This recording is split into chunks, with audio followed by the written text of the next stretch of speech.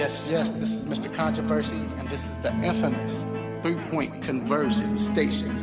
Keep it locked.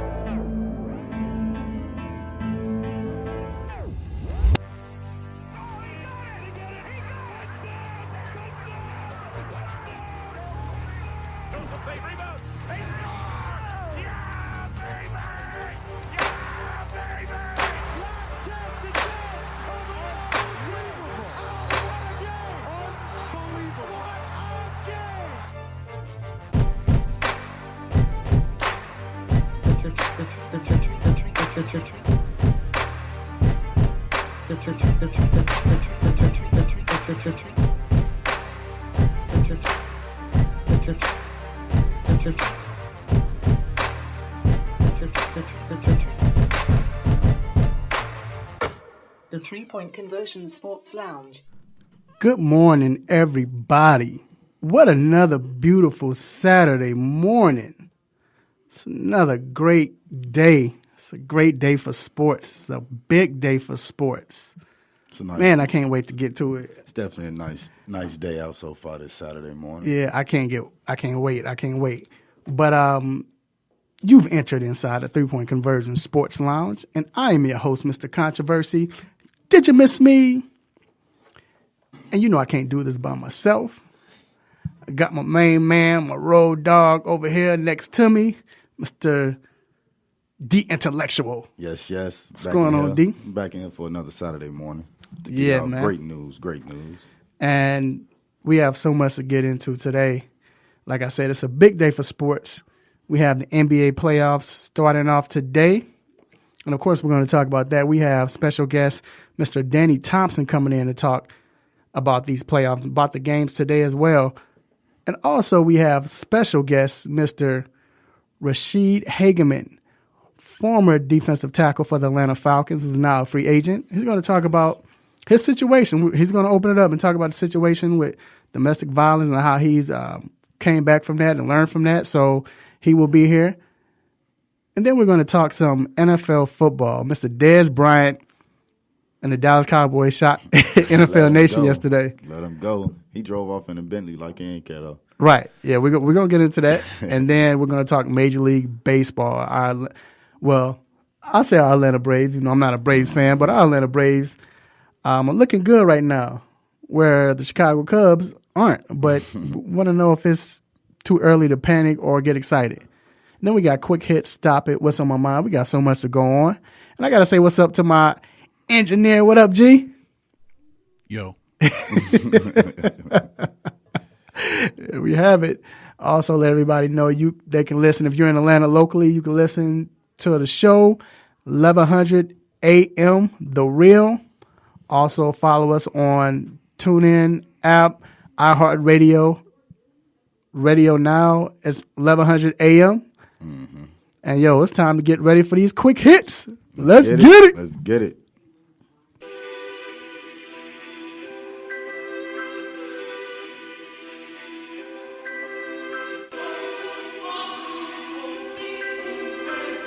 Appreciate Sherm Beats for the music. All right, so, hey, I know we don't talk about hockey real quick, but We got to give it up for Las Vegas right now. They're up 2-0 against LA Kings.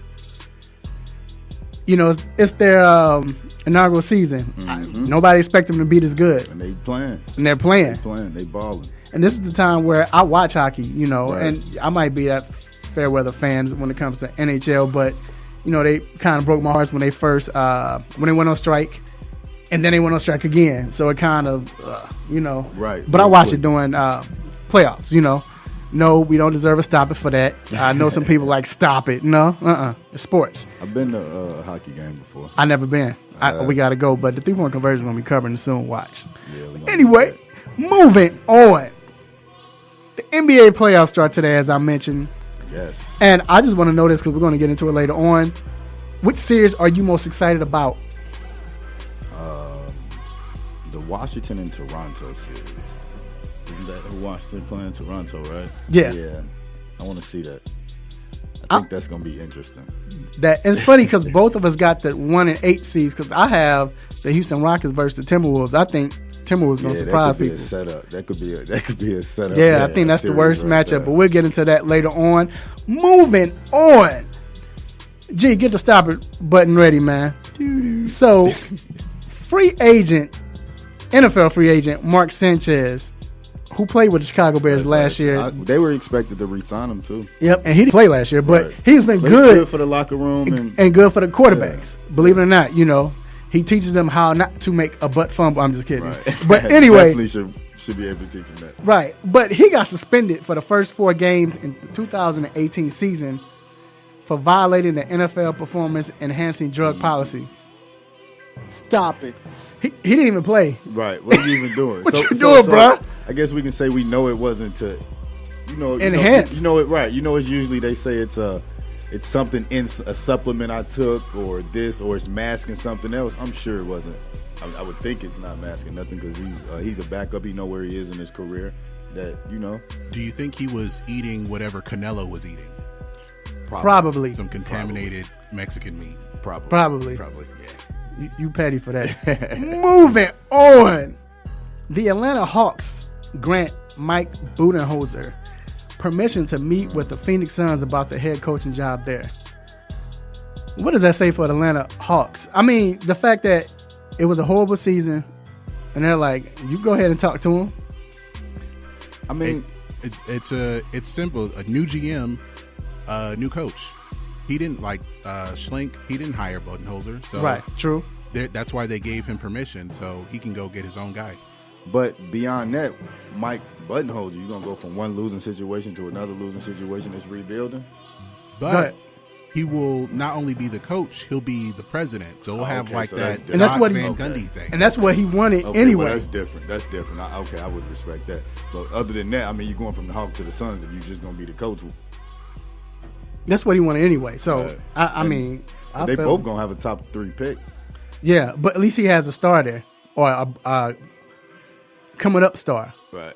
And then the funny thing is, but is he going to be all right remember they said they were going to be talking to him and including him in discussions. About what? That's what they said. I know He's earned that already? That's what I said. And discussions about the draft or Everything. Well, then they're giving him the job. No, they're talking about Booker. Talking about Booker. Well, yeah, include Booker. I mean, that's the guy you're going to build around. But he's I'm only not going played to 3 include him. years. You haven't even been to Who an else they All-Star got? game. I mean, their But oldest player is Tyson Chandler. Okay, I'm not including you. he's their We're only not. adult. Our organization isn't in a situation where you should be included or you haven't Who's done supposed it to be included there? Nobody. That's the it. Basketball mind, Right? Not Not even him. Sarver. Not even Sarver. He Right? too young. The basketball team. The basketball brains in the ownership. He's going to try to get his friends to come on. Yeah. I mean, why?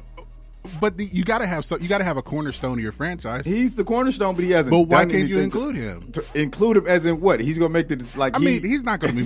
He's not going to make decisions like LeBron or anything.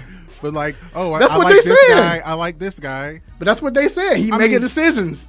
I don't think he's going to be making decisions. Man, but they'll take his input. But the thing with that is the guy he might not like might be the guy that he needs. He's not at that point in his career where you're like, you know what? I'm not gonna. It's not like the other people can't override him.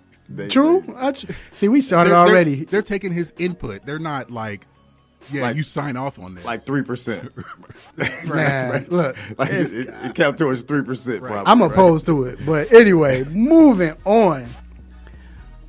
My man, Colin Kaepernick had a scheduled visit and tryout with the Seattle Seahawks, but it was put on hold due to national anthem questions. He said, you remember in the offseason, he said that he said that he wasn't kneeling anymore.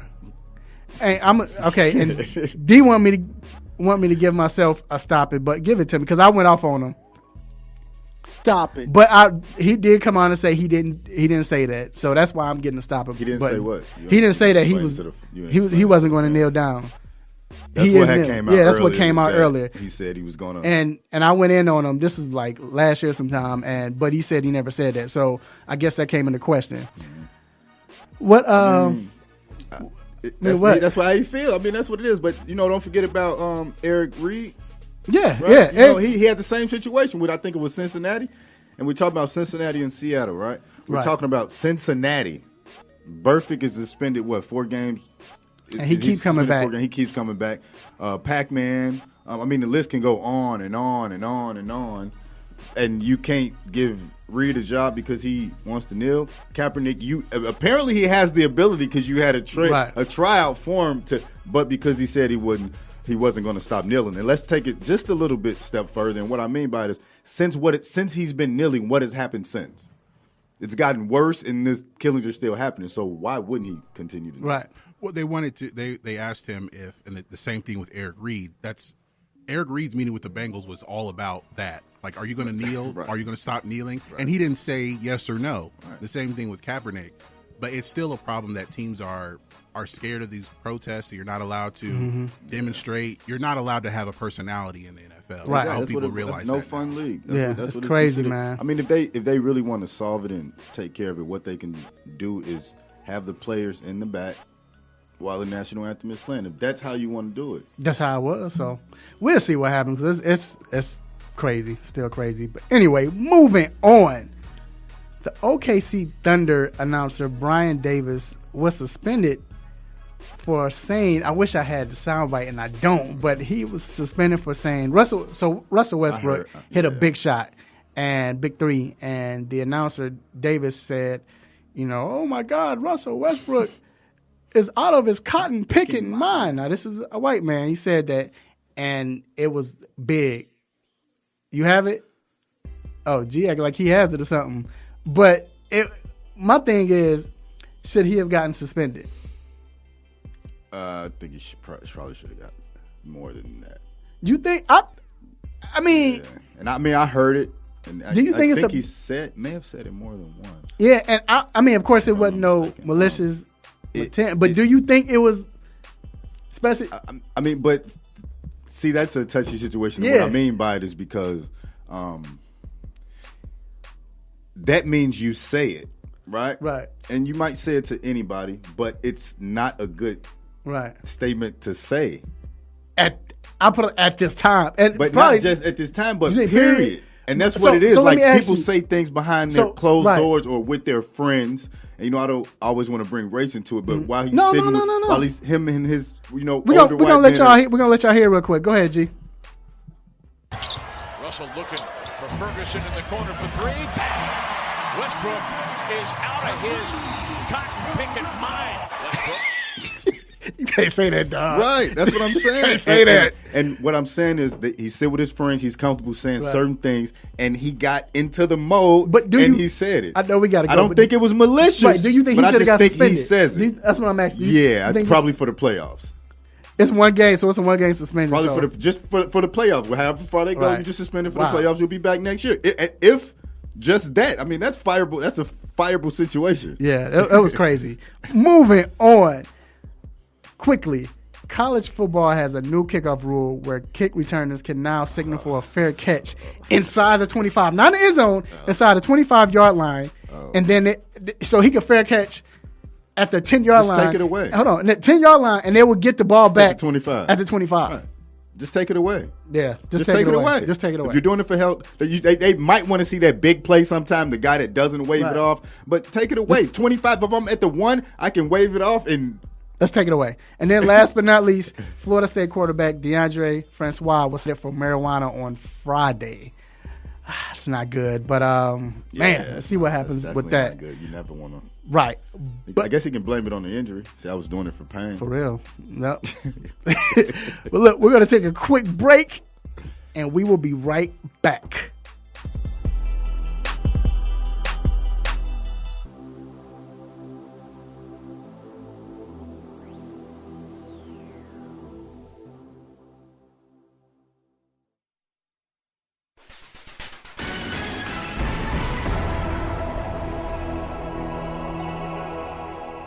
Hello, I'm your girl Crystal Dayon, and this is your sports news break. The Braves shut out the Cubs 4-0 in Wrigley Field yesterday.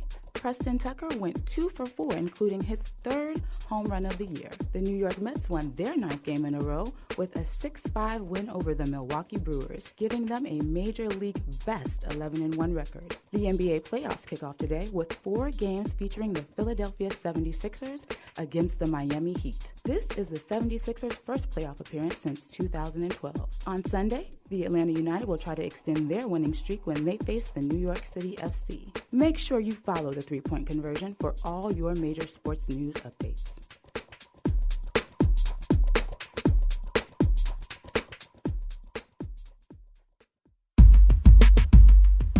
Have you been looking for a radio station that gives you sports? I don't believe it!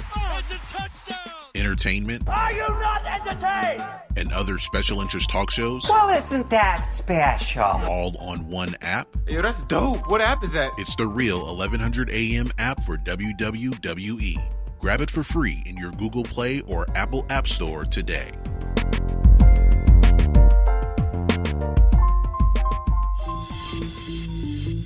Want to lower your rate and payments? Get rid of mortgage insurance or get cash out? Find out about your best refinance options by tuning into the Get Mortgage Fit radio show with Alex Michaels and Carrie Kasem, Monday afternoon at 12 p.m., Tuesday and Wednesday at 3 p.m., and Sunday mornings at 10 a.m., where you'll learn everything you need to know about mortgage loans, today's rates, FHA, VA, and more.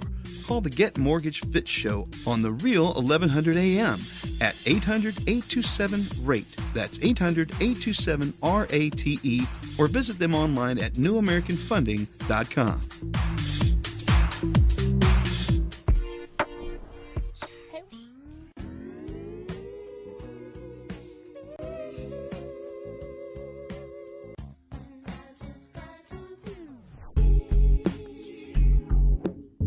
Yes, we are back inside a 3-Point Conversion Sports Lounge with my man D Intellectual. Yes. And this next segment, the hot topic is brought to you by Seneca's Barbershop, the sponsor located in Douglasville, Georgia, 3000 Chapel Hill Road, Suite 206. Shout out to all the barbers there. Great barbershop if you want to go there, man. Great sports talk. Just great talk, period, man. Talking about life situations, helping children out. It's a place where you go and get away from wherever you want to get away. You know how men do. And if you're a lady and you're into that, you can go there as well and be involved in the conversation. Shout out to my barber, Simha the Barber, which is Dwayne Chambers. Go to Instagram, Simha the Barber, SIMHATHEBARBER.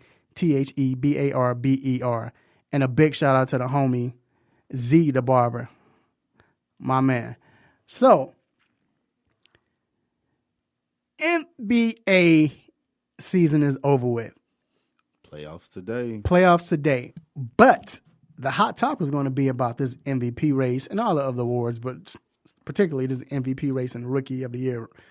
So, with the NBA MVP this year, you have a lot of candidates. Some candidates fell off, but I think I look at four. I think of Russell Westbrook, James Harden, LeBron James, and Anthony Davis.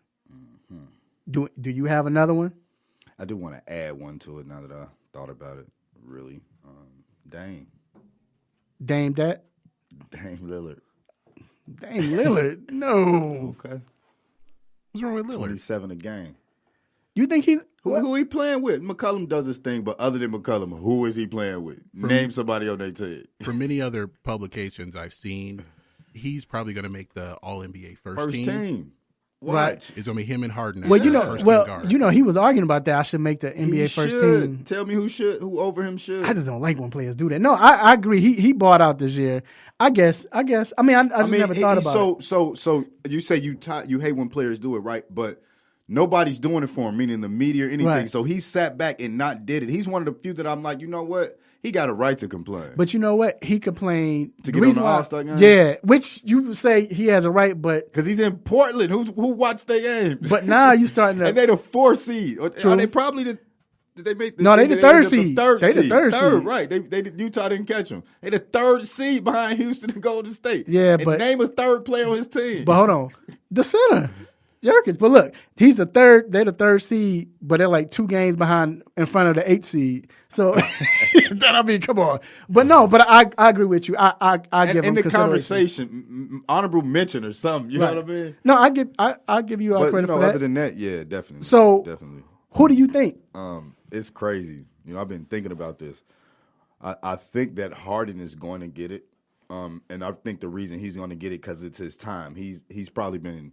Last year he could have easily got it. Year before he could have easily got it. It's been really one of them situations for him. But I mean, you can make the argument for anybody. Anthony Davis, after Cousins went down, he went on a tear. Mm-hmm. He went on a tear. But you can't always forget about what happened in the beginning of the season. Harden has been pretty consistent throughout the season. Right. Of course, you can make the argument for LeBron. I mean, a lot of people, probably going to think he should. It's in his 15th season. He was third in the league in scoring. Of course, he's going to assist. And as much adversity he went throughout the year, it's like, yeah, he had a trade mid-season, then another trade, and teams, free agents coming in, people hurt. And then he still came out and got them where they are. And then who else we went with? Westbrook. I mean, he triple-double. He averaged a triple-double again. And we're going to get into that definitely a little bit more. I want to know who you think, though. Okay. Who you got? Harden going to get it. Who do you think he should get it? Yeah. I think the comparison has been more between Harden and LeBron. Harden has averaged more points, but LeBron has averaged more rebounds and assists. But he also has like the narrative on his side of he has a whole new team as well. But he got more games too. Don't forget he got 11 more games. He played all 82 games. But Cleveland is the 4th seed, right? But you would think that he would have all of those numbers when you have a different team. When you have to do everything. But this is my thing. So a lot of people always say that they say LeBron should get it over Harden. If you say that, that's fine. But if he's going to get over Harden, why are you putting LeBron over Westbrook? When Westbrook has better numbers and you all have you're in the same spot, the 4th seed, yes, you can say that he has Paul George and whatever. I get it. But we know the East is weak. My argument more is Westbrook and Harden. That's what I think. LeBron and Harden. Mine's is Westbrook and Harden. He averaged a triple-double. Again. Right, and the big and this is something I pointed out. Last year, what was the reason we gave Westbrook the MVP over Harden more say was because of the triple-double and what he did with his team, right? Well, he averaged a triple-double again, and we thought that I think what's the biggest knock with him and people are probably going to look at is because the team didn't succeed how they thought they were going to succeed.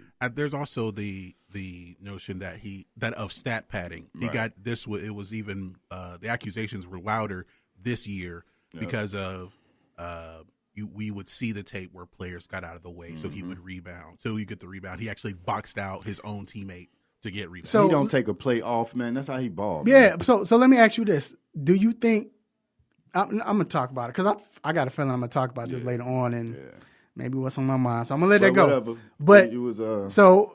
You can call in at 404-603-8770. Again, that's 404-603-8770. But we said, so you say, I think it should be Harden. You say Harden? Yeah, D? Harden. Yeah, Harden. G, you say Harden? I think it's a best player on the best team kind of situation. Mm-hmm. So, yeah, it's got to be Harden.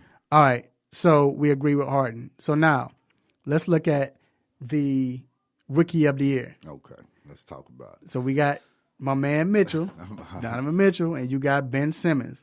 Now, the biggest speculation has been because Ben Simmons, he came in the league last year, even though he didn't play, but he came in the league last year. So they say he got to sit around the team. He got to learn, work out with the team. He played all last year. He played against NBA type of players. Right. When Donovan Mitchell literally is coming from playing against all college players. So G is shaking his head. Go ahead, G. That part does not matter. You don't think that Ben Simmons is bigger than he was last year? If it's such an issue, then the NBA should change the rule to where, like, if he's healthy, then you have to play him. You can't just sit him out for a year and tank. So I mean, if that's not a rule, then he's still a rookie. I mean, it's applied to other. It's applied to David Robinson, and I agree because of the rule. I agree because of the rule. Hey, it's nothing you can take from that. But I feel like if you get paid for that first year, you're not a rookie no more. You getting that 4, 5, 6, 7 million. But he didn't play though. But it counts towards everything else, right? It counts towards his contract. It counts towards when he's going to be out of his contract. Right, but you can't say that. I mean, it's their rule, so but I'm saying, but you can't say he's a rookie. He already played his rookie season when he never played. I mean, your rookie season is your rookie. The first year you play, that's a rookie. And that's kind of how Donovan he wore that hoodie, but he kind of kicked himself in the behind because you said when you play your first season, this is his first season. But I still think it should be Cole. It should be Cole because what Donovan Mitchell has done. He's the first player. Gordon, what was it since? It was the first player since who was it? I cannot remember. The first player since Carmelo. Since Carmelo to lead his team. To lead his team. And that was what, 2004? Yeah, to lead his team and scoring with 20 points or more and go to the playoffs. And then it's like Gordon who? Yeah. Gordon who? Gordon who? And they still got a lot of money. They should have a nice amount of money because they didn't have what they would have had to sign. They probably got some money. Yeah, they got some money, so they didn't have to use it to get a free agent to replace Hayward. Right. And they got Mitchell on his rookie contract, and they don't have to pay him for another 4 years. Right. And he already all-star. He's going to be an all-star next year if he keep balling the way he's balling. I just can't believe Utah's in the playoffs, man. Like, yeah. And that's what, four seed?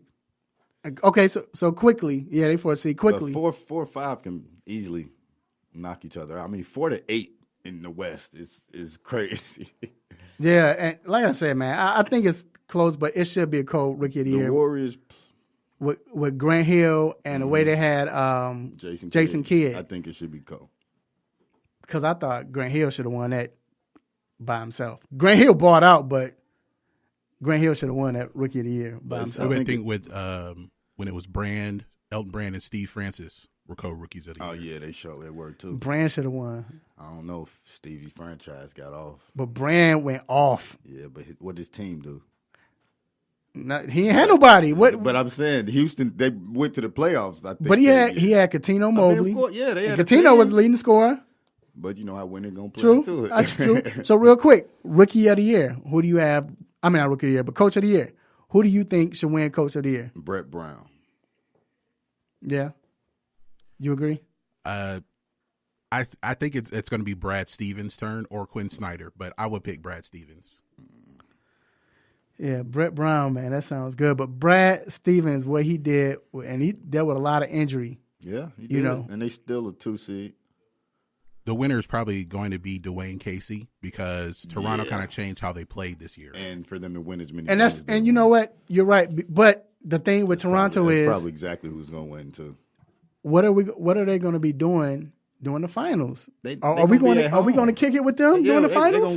Because we know they cannot beat Cleveland. Unless Cleveland gets upset, they're not beating Cleveland. I told y'all last week they are shook of LeBron James. Those last 2 games, they were supposed to make a statement, right? Like, we're here. And LeBron took over, bullied them. And when he's won that round against them already. Right. Mentally. Right.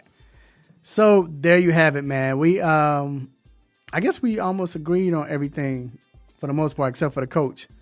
But we say that Ben Simmons, it should be co-rookie of the year. The MVP should go to Harden, right? Mm-hmm. And then coach of the year, you say Brett Brown. Brad Stevens. I agree with Brad Stevens as well. No, I'm gonna go with Dwayne Casey. Look what Brett Brown did. Yeah. I think gonna win though? Dwayne Casey, but I think Brett Brown should do it. They can't. That's the Philadelphia 76ers. They third, man. They look at their last 3. And you know what's the guy they fired, Sam Hinkie? He's at home looking at the success that he created. Exactly. Like Colangelo did some things. The signing of Redick probably and Amir Johnson, Ilyasova, but this team. Yeah. That's Hinkie. That's all Hinkie, man. Yep. But all right. They got to pay me some. What's the royalties? Royalties. Give me some royalties. Give me all some right, royalties. So we gotta wrap it up. We're gonna take a quick break, and we will be right back with Atlanta Falcons former defensive tackle Rashid Hagamen. We'll be right back.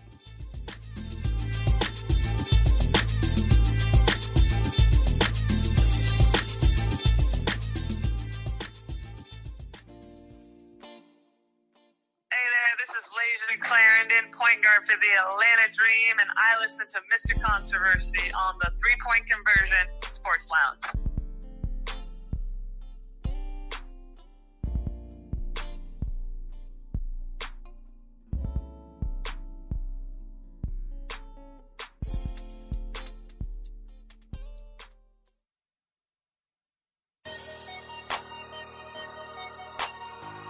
What it is, what it ain't. This your boy Sherm, host of Face the Music.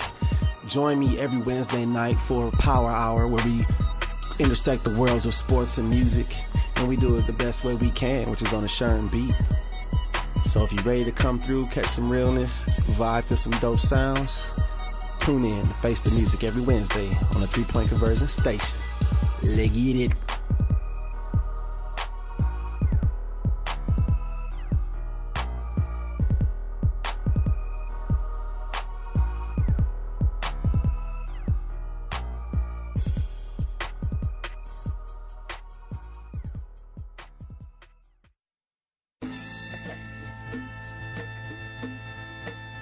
What's up? This is Anthony Hamilton, and you're listening to the 3-Point Conversion.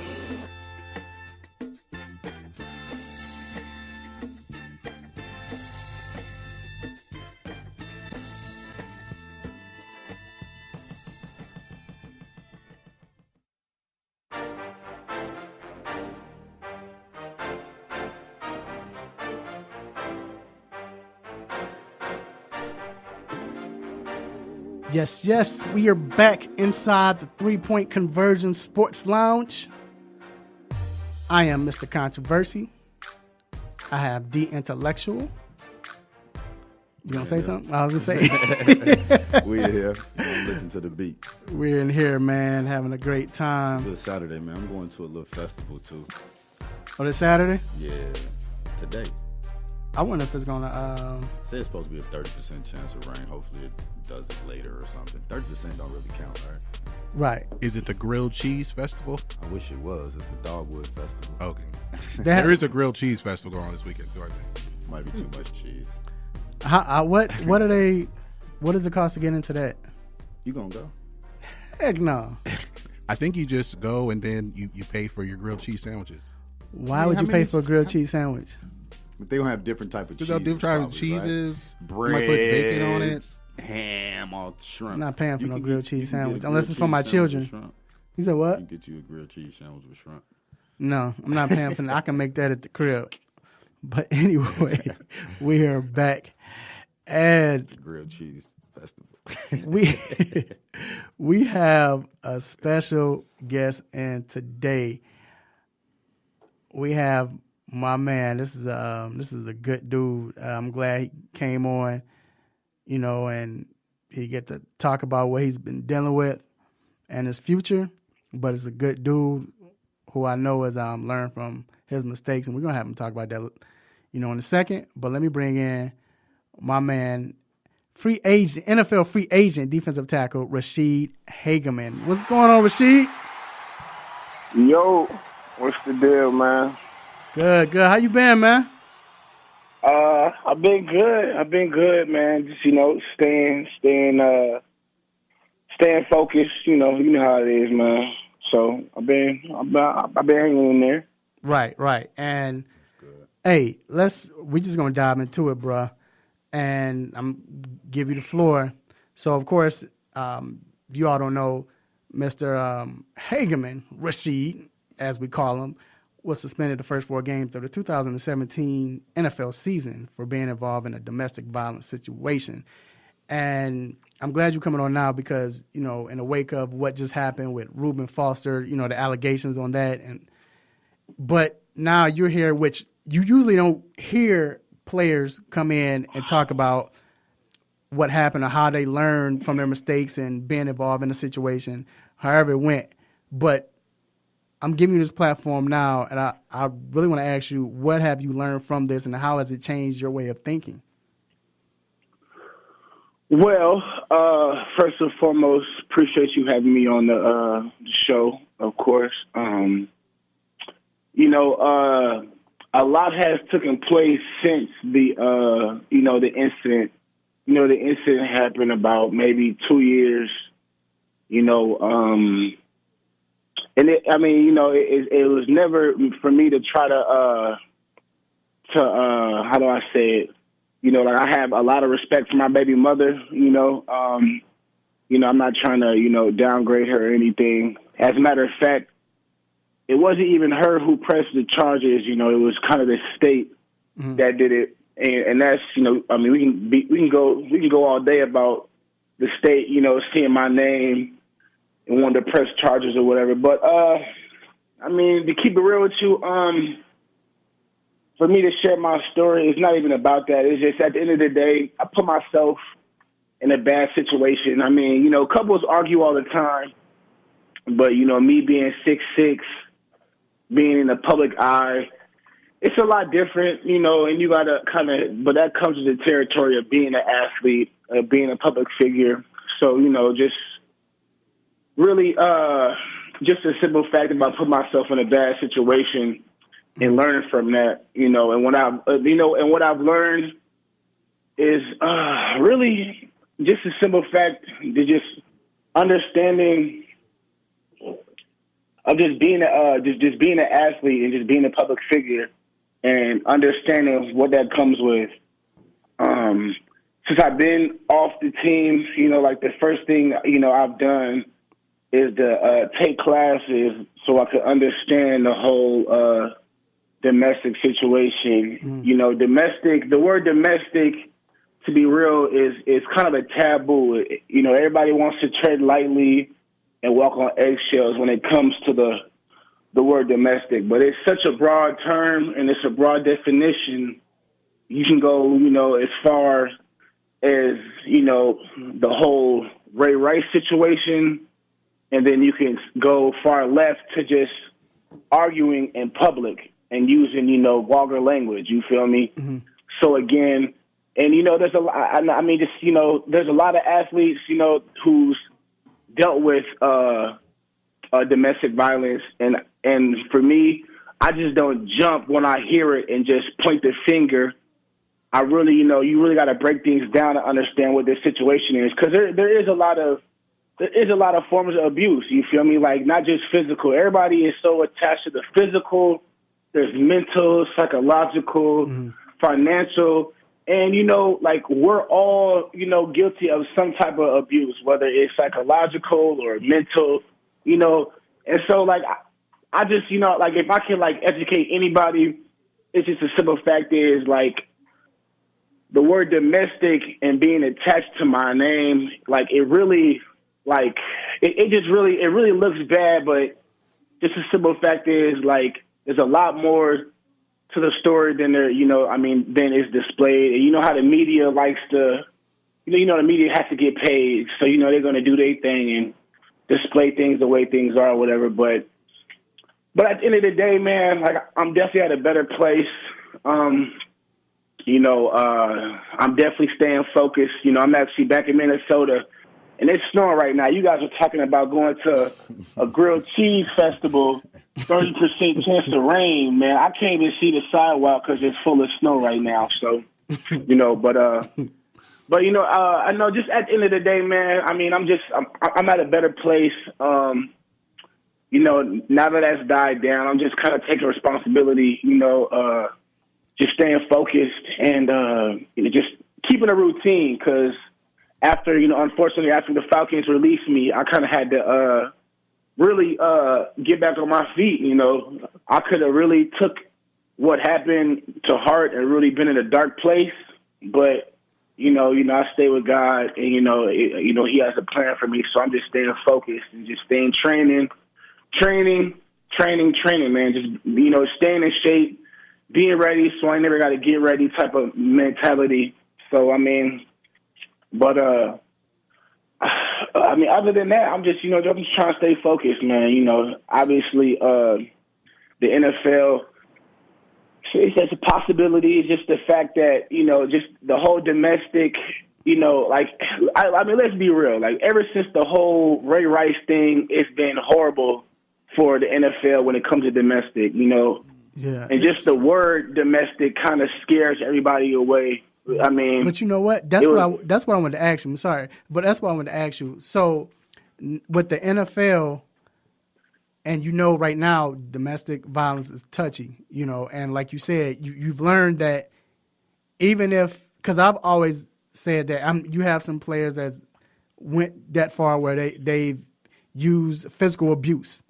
And then I know in certain situations, I mean, it was a situation with Brandon Marshall where he was cited for or got arrested for domestic violence, and he was suspended. And 2 years later, the young lady wrote a letter to the NFL and apologized and said she lied about it. She was forced by her uncles so they can get money. So I know stuff like that happens. So I guess my other question is, when you go through something like that, or you've been in the NFL now that this happened, you know you have to tread lightly on, you know, just because because all of us, be honest, we all have arguments. We all, you know, couples argue, you know, yell, whatever.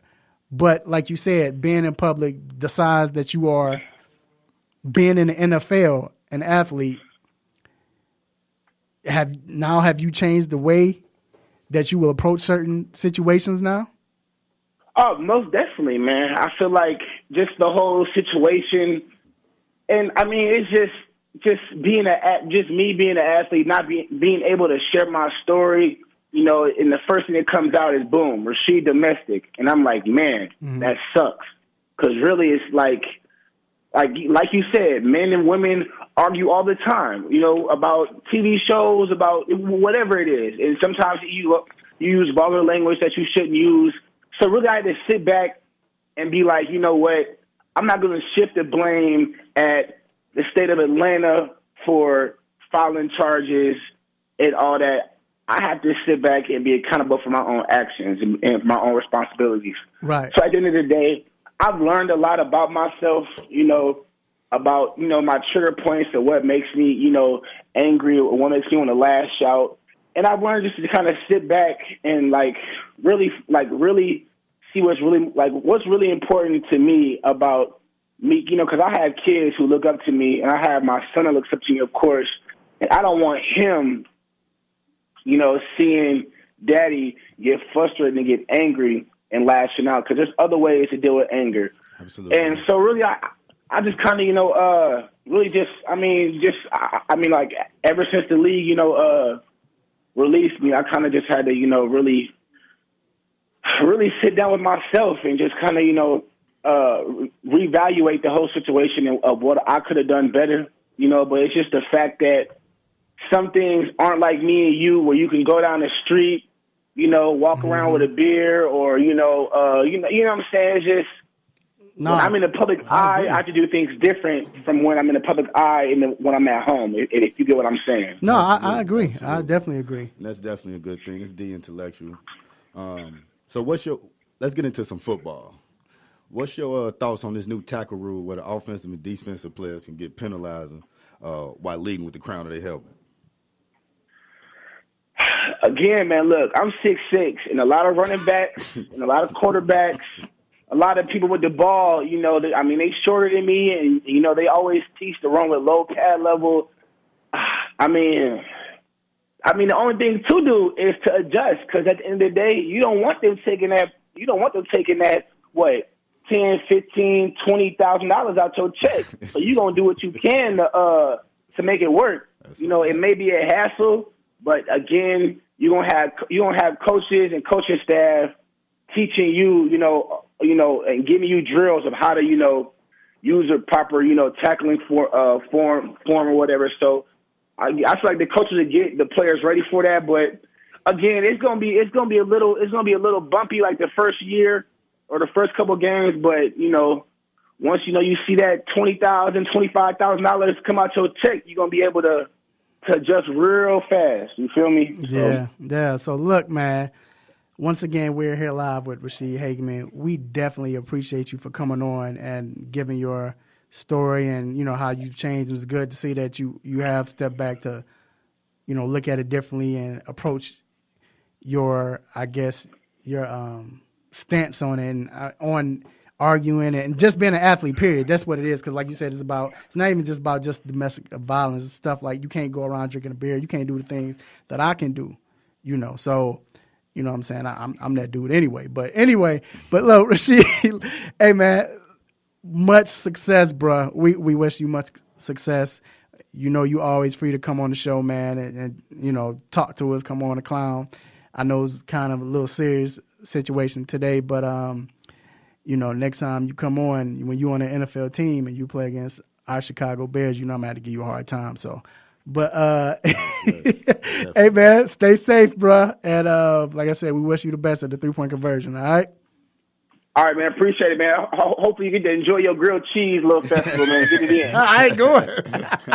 All right, man. Appreciate it. That was Rasheed Hagamen, former defensive tackle for the Atlanta Falcons, NFL free agent. And we're going to take a quick break, and we will be right back.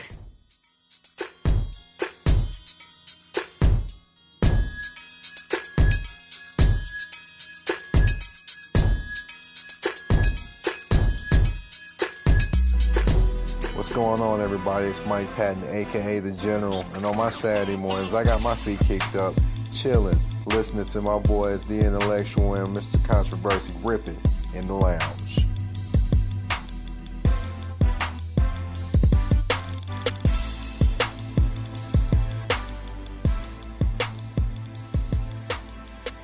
My sister Katie and I love to shop. Well, mostly window shop. She means we're thorough. She means we're bargain hunters. Exactly. But my sister Kelly showed me an article that made me change a really bad habit. Just wanting us to do what's right. You see, at one time, I just couldn't stay away from those bargain knockoffs. The handbags and scarves sold on the street. Counterfeit merchandise? Ooh, you make it sound so illegal. Well, it is stealing. Ouch. I wouldn't steal. I didn't realize that this sort of stealing can lead to more Americans losing their jobs. So, no more buying fakes and knockoffs, right? Right. Just honest bargain hunting. Now you're talking. Remember, counterfeits hurt, but you have the power to stop them. To learn more, go to www.ncpc.org/getreal. That's ncpc.org/getreal. Brought to you by the National Crime Prevention Council, the Bureau of Justice Assistance, U.S. Department of Justice. You're back inside the 3-Point Conversion Sports Lounge with Mr. Controversy and The Intellectual.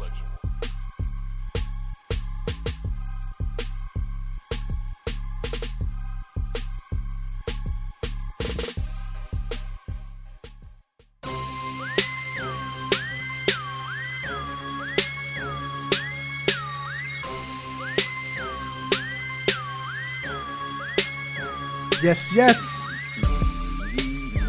We are back inside the 3-Point Conversion Sports Lounge. Hey, man, I wish Rasheed much success, man. I like I said, I really hope he come back, get on his feet, and it's ugly up there in Minnesota. Yeah, with all this snow, though. Right. It is. One of my homies up there. Yeah, it is. Shout out to Blue. And I'm gonna be honest, real quick. Before the NFL even stepped in on that situation, and sometimes people don't understand it's kind of hard, explain. You on radio, you live, whatever. But when I first met him, this was before Lee stepped in. He was with Atlanta Falcons. This dude is trimmed down working with James Harrison, Debo. And I remember he was talking about that. And I didn't even really know about it because it hadn't really came out to the light like that. But he was telling me how he had learned so much from that situation, and I was like, yo, we need to get this. And I didn't know the NFL would step in and what happened. But like I said, we just wish him much success. Definitely continue to get his point of view out and his, how he's remorseful so that he, understand, take responsibility for what happened, and again, there's always two sides to every story. Right, it is. So, whatever did happen, make sure that he takes full responsibility for what he definitely did. You know what I mean? So this next segment, What's on My Mind, it is brought to you by Sucker Free Life LLC. Make sure you live your truth for the world to see, because everyone can be sucker free. Purchase your apparel today exclusively at facebook.com/suckerfree. Sucker Free Life LLC. And Sucker Free is SUCKA, not sucker. But anyway, Sucker Free. This segment is what's on my mind. And I go through this every week, but we always have different people who hadn't heard it before. And this segment is basically a segment where we get to express. I don't even like using that word. We get to talk about what what's bothering us about sports. Whether it's confusion or we can't stand it, whatever. You know what I'm saying? It's basically just letting us holler at y'all. You know what I'm saying?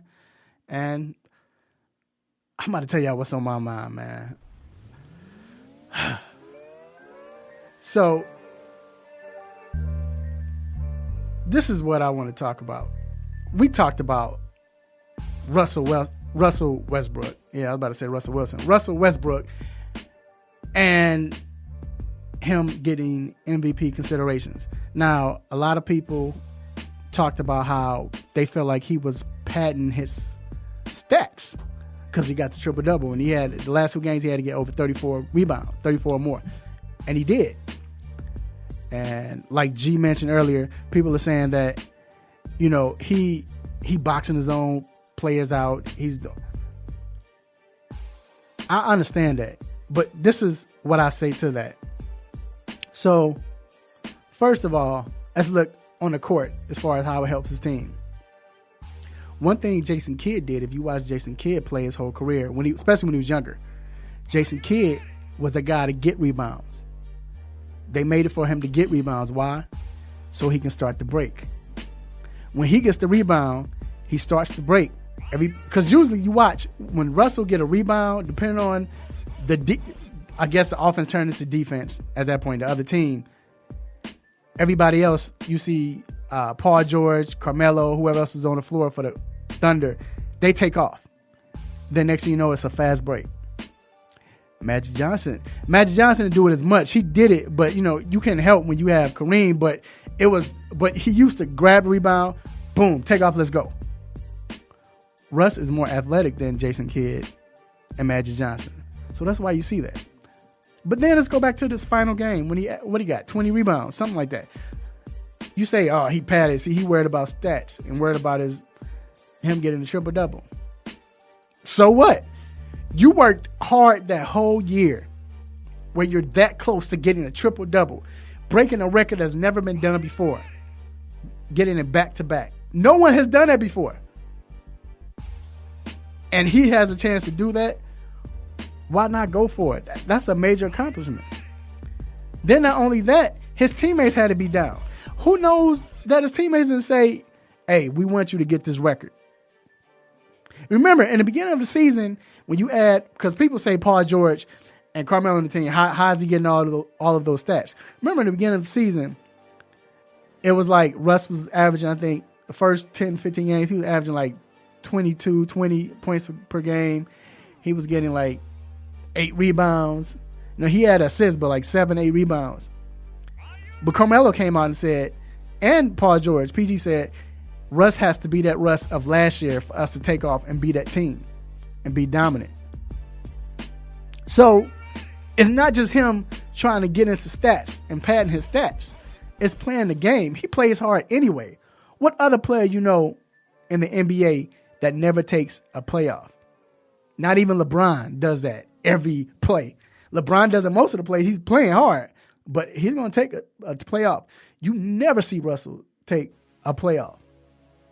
So get over it. I mean, this is that social media era, so everybody has to complain about something. I'm tired of that. You know what I'm saying? Because if LeBron did it, what would you say? Oh, that was great because he... Shut up. You know what I'm saying? But Russ did it because he's had this follow him his whole career. He's a selfish player. Why? Because he let Durant... Because he was taking over Durant. To me, that's Durant's fault. Stop being a punk and take over that team. That's your team. But this is Russ' team, and Russ is doing what he's supposed to do. What Jordan would do, what everybody else would do. Do what you need to do for you all to win. And I think that's what he's doing. So padding stats, stop it. He's just doing what he needs to do. And that's what's on my mind. You called him a punk. Stop being a punk. I agree with you, man. Russ cut from a different cloth. He cut from that, that old school cloth, man. He don't take a playoff. So I definitely think he deserves to average the MVP. But average the triple-double. And I watched the game, you know what I mean? And if your teammates making sure you get this, man, that says a lot about the teammate that you are. Right. You know what I mean? So he deserved to do it. So I definitely understand that. So what's on my mind? What I'm thinking about today? Well, I'm going to keep the NBA because the season over. Playoffs about to start. Draft coming up. The lottery coming up. Then the draft going to come up. So let's talk about the draft. And it's tanking. So Adam Silver say the NBA is going to continue to focus on preventing tanking. And when you think about tanking, you think that players are actually going out there not trying to win the game. Like that's impossible as an athlete and as a true, sport person that the athlete would be. You go out there trying to ball. You out there trying to, some of them trying to play for contracts. So you can't. They're not tanking in that way. But the way that the coaches did it, I remember Fred Hoiberg did it earlier this year. He just sat Justin Holiday and Robin Lopez for no reason.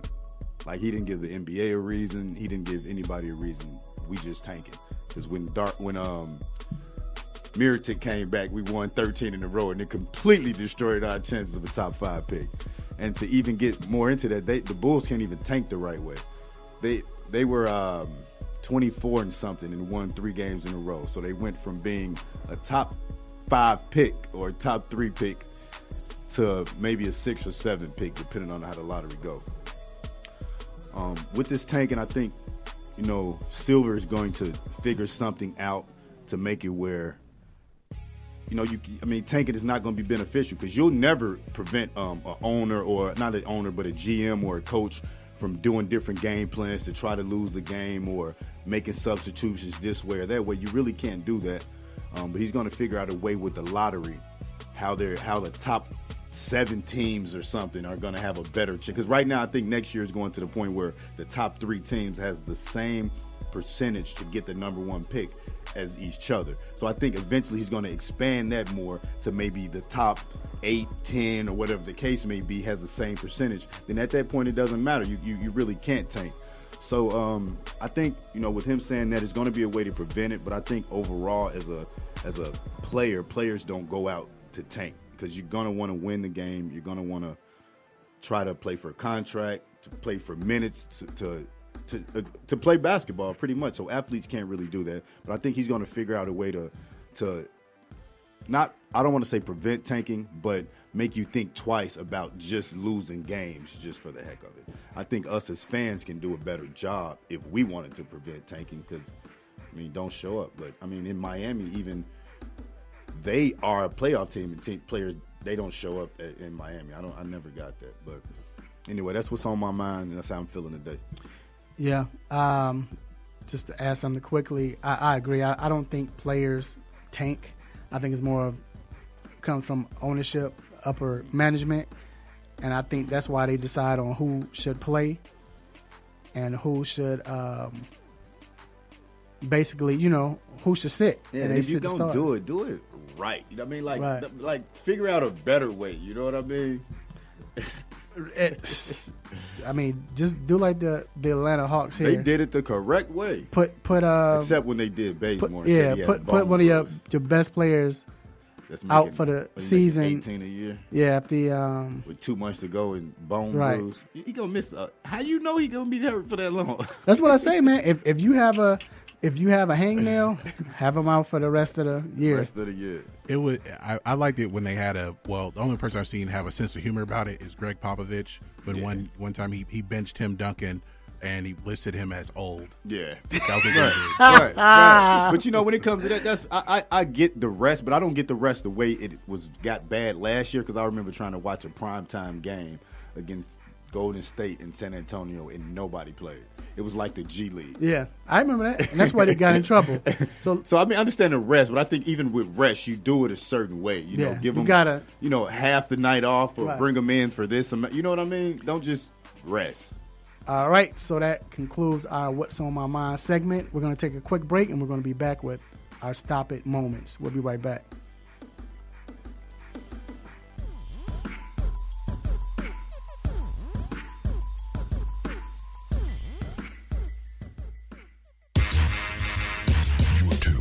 WWE, Rockville, AM 1100.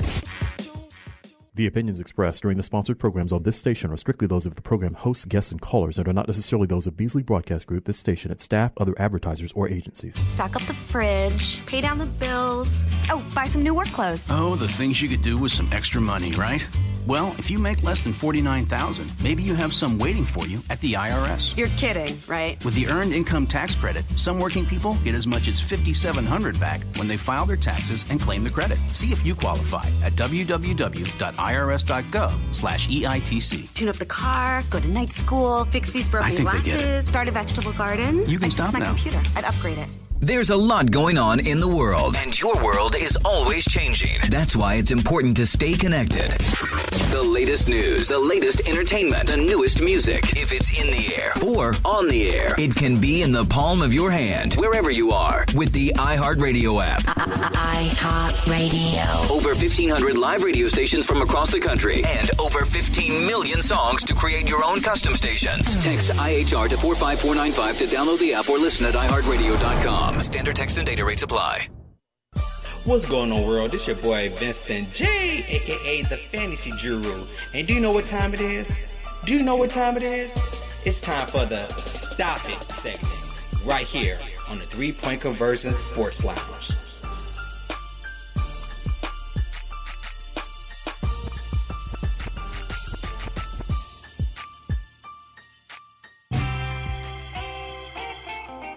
No mercy. Don't let up on him. Go hard on him, Mr. Controversy. Hit him with the stop it button.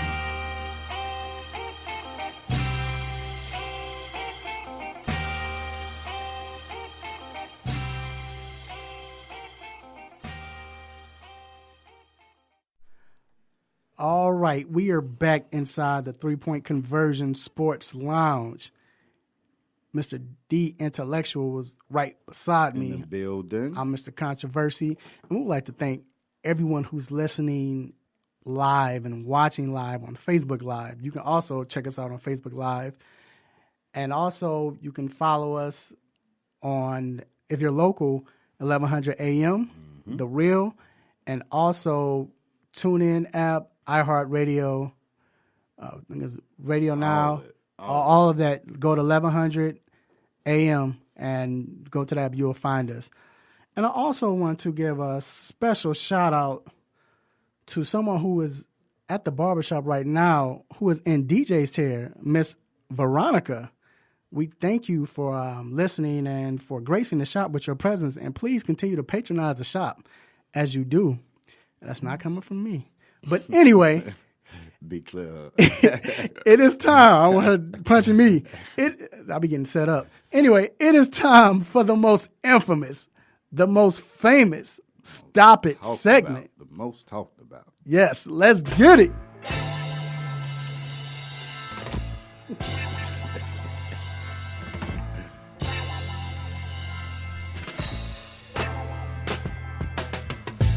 So we're in the Stop It segment.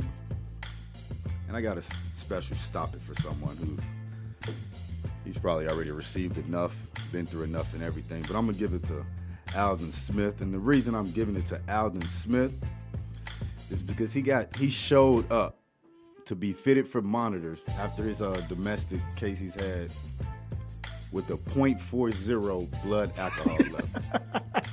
Stop it. Give one more. Give him another. Stop it.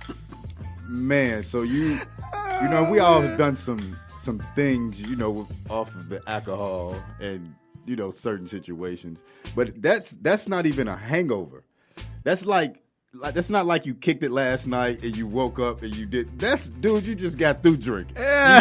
At .40? It's enough to kill somebody. To kill somebody. Your tolerance has to be ridiculous. And I sip, I do, you know, my thing. But man, a .40, hey, dude, you can die off that. That is alcohol poisoning. So look, what did he say? I think I had a source that say that when they brought that up, he was like, "What you trying to say? I'm an alcoholic now." Alcoholic? Yes. Yay! Did he come in like that? Yay! Ching. Oh man, Cha-ching. that's funny, bro. I can't believe that. Oh man, that Man, you need, man. That's 5 times the legal limit Yes. in some states. Yeah, and then That's yes. Hey. The legal limit is what, usually 0.08, right? I'm sorry. That is 5 times. I'm clowning. Then they said that he had a jerry curl, so his jerry curl was all dry. You already know when he man. got there. Look, 0.2 is you faded. You faded. 0.40 is you need to go to the hospital. Man, that's crazy, bro. Oh man, that's crazy. Man, well, I think somebody else was on sipping on that stuff because Mark McGwire, the man that I think he came out and confessed that he was taking steroids when he was during that time he hit over 70 home runs. I mean, can't nobody just be that big just like that. I mean, that joker had muscles on his kneecaps.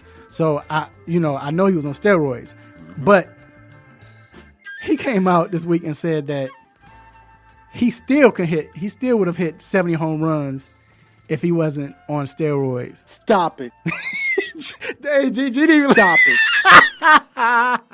And I'm not even telling him to do this. Yes. Look, man, the funny thing is, what was his most home runs he ever hit? 70? No, before that, I'm saying. 49. 49, I Before think. him and Sosa went through their little. Yeah, when he hit 49, he was still with the A's. And so you think. So then he turned 100 and hit 70. And he said Right, he with the did it steroid. He said he without still would have done it that year without it. And that was like his rookie year, so it was like 10 years. Right, that's what I'm before saying. It was like a 10-year that he hit 49. distance. Like, dude, you see what kids, this is what steroids does to you. Man. This is what you wouldn't have hit 70, Mr. McGuire. I think even Sammy Sosa told him to stop it when he saw that. He did. Which Sammy? The light skinned one. Both of Got them. a light skinned friend looking like Sammy Sosa. Right, dark skinned friend. Look like Sammy Sosa. Hey, that's crazy, man. I think he said stop it in Spanish or whatever too, man. That's crazy though, man. Like, come on, You bro. wouldn't have hit 70. 70. And that's why since we're gonna get on that a little bit, we talked about it before with Barry. They say he's on steroids. Barry was a complete player even before, so he was gonna go to the hall. He was gonna do everything. And when Sammy Sosa and Mark McGwire started hitting the home runs, they forgot about Barry. Right. And that's why and I think that's why he got on it. So the home run is what y'all want. Home runs is what I'm gonna give y'all. Because like I heard someone say, when Barry's head swole up, and he had to wear a button-up white beater, that's how you know. I was like, yo. Dude, the bat used to, in Mark McGwire's hand, the bat used to look like a toothpick. Yeah, it was crazy, man. It was crazy, man. But look, that concludes our Stop It segment. Stop it, Mr. McGwire. We're going to take a quick break, and we will be right back.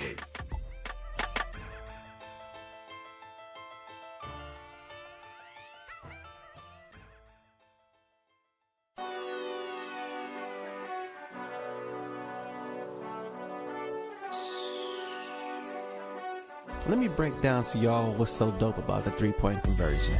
First of all, everybody is a fan of the game first. Second of all, everybody is a student of the game second. And third of all, we're the average sports fan just like everybody else. We're not coming in here, walking with our nose tipped high, acting snooty, acting brand new. This is a grassroots organization. Bar none.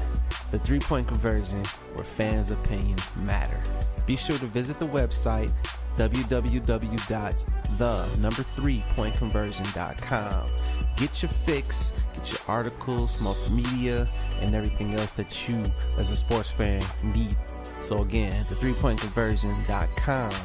It's where it's at, man, where fans' opinions matter.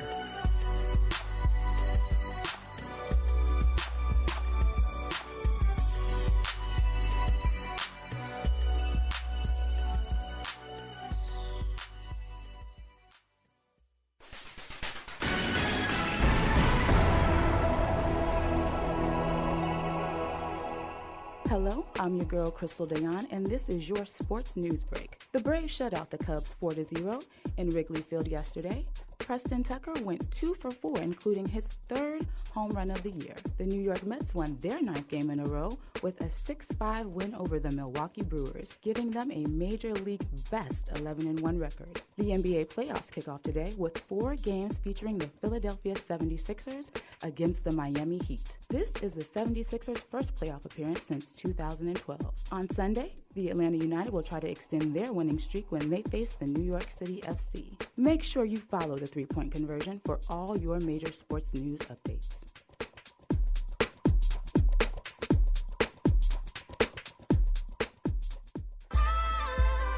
You're back inside the 3-Point Conversion Sports Lounge with Mr. Controversy and The Intellectual.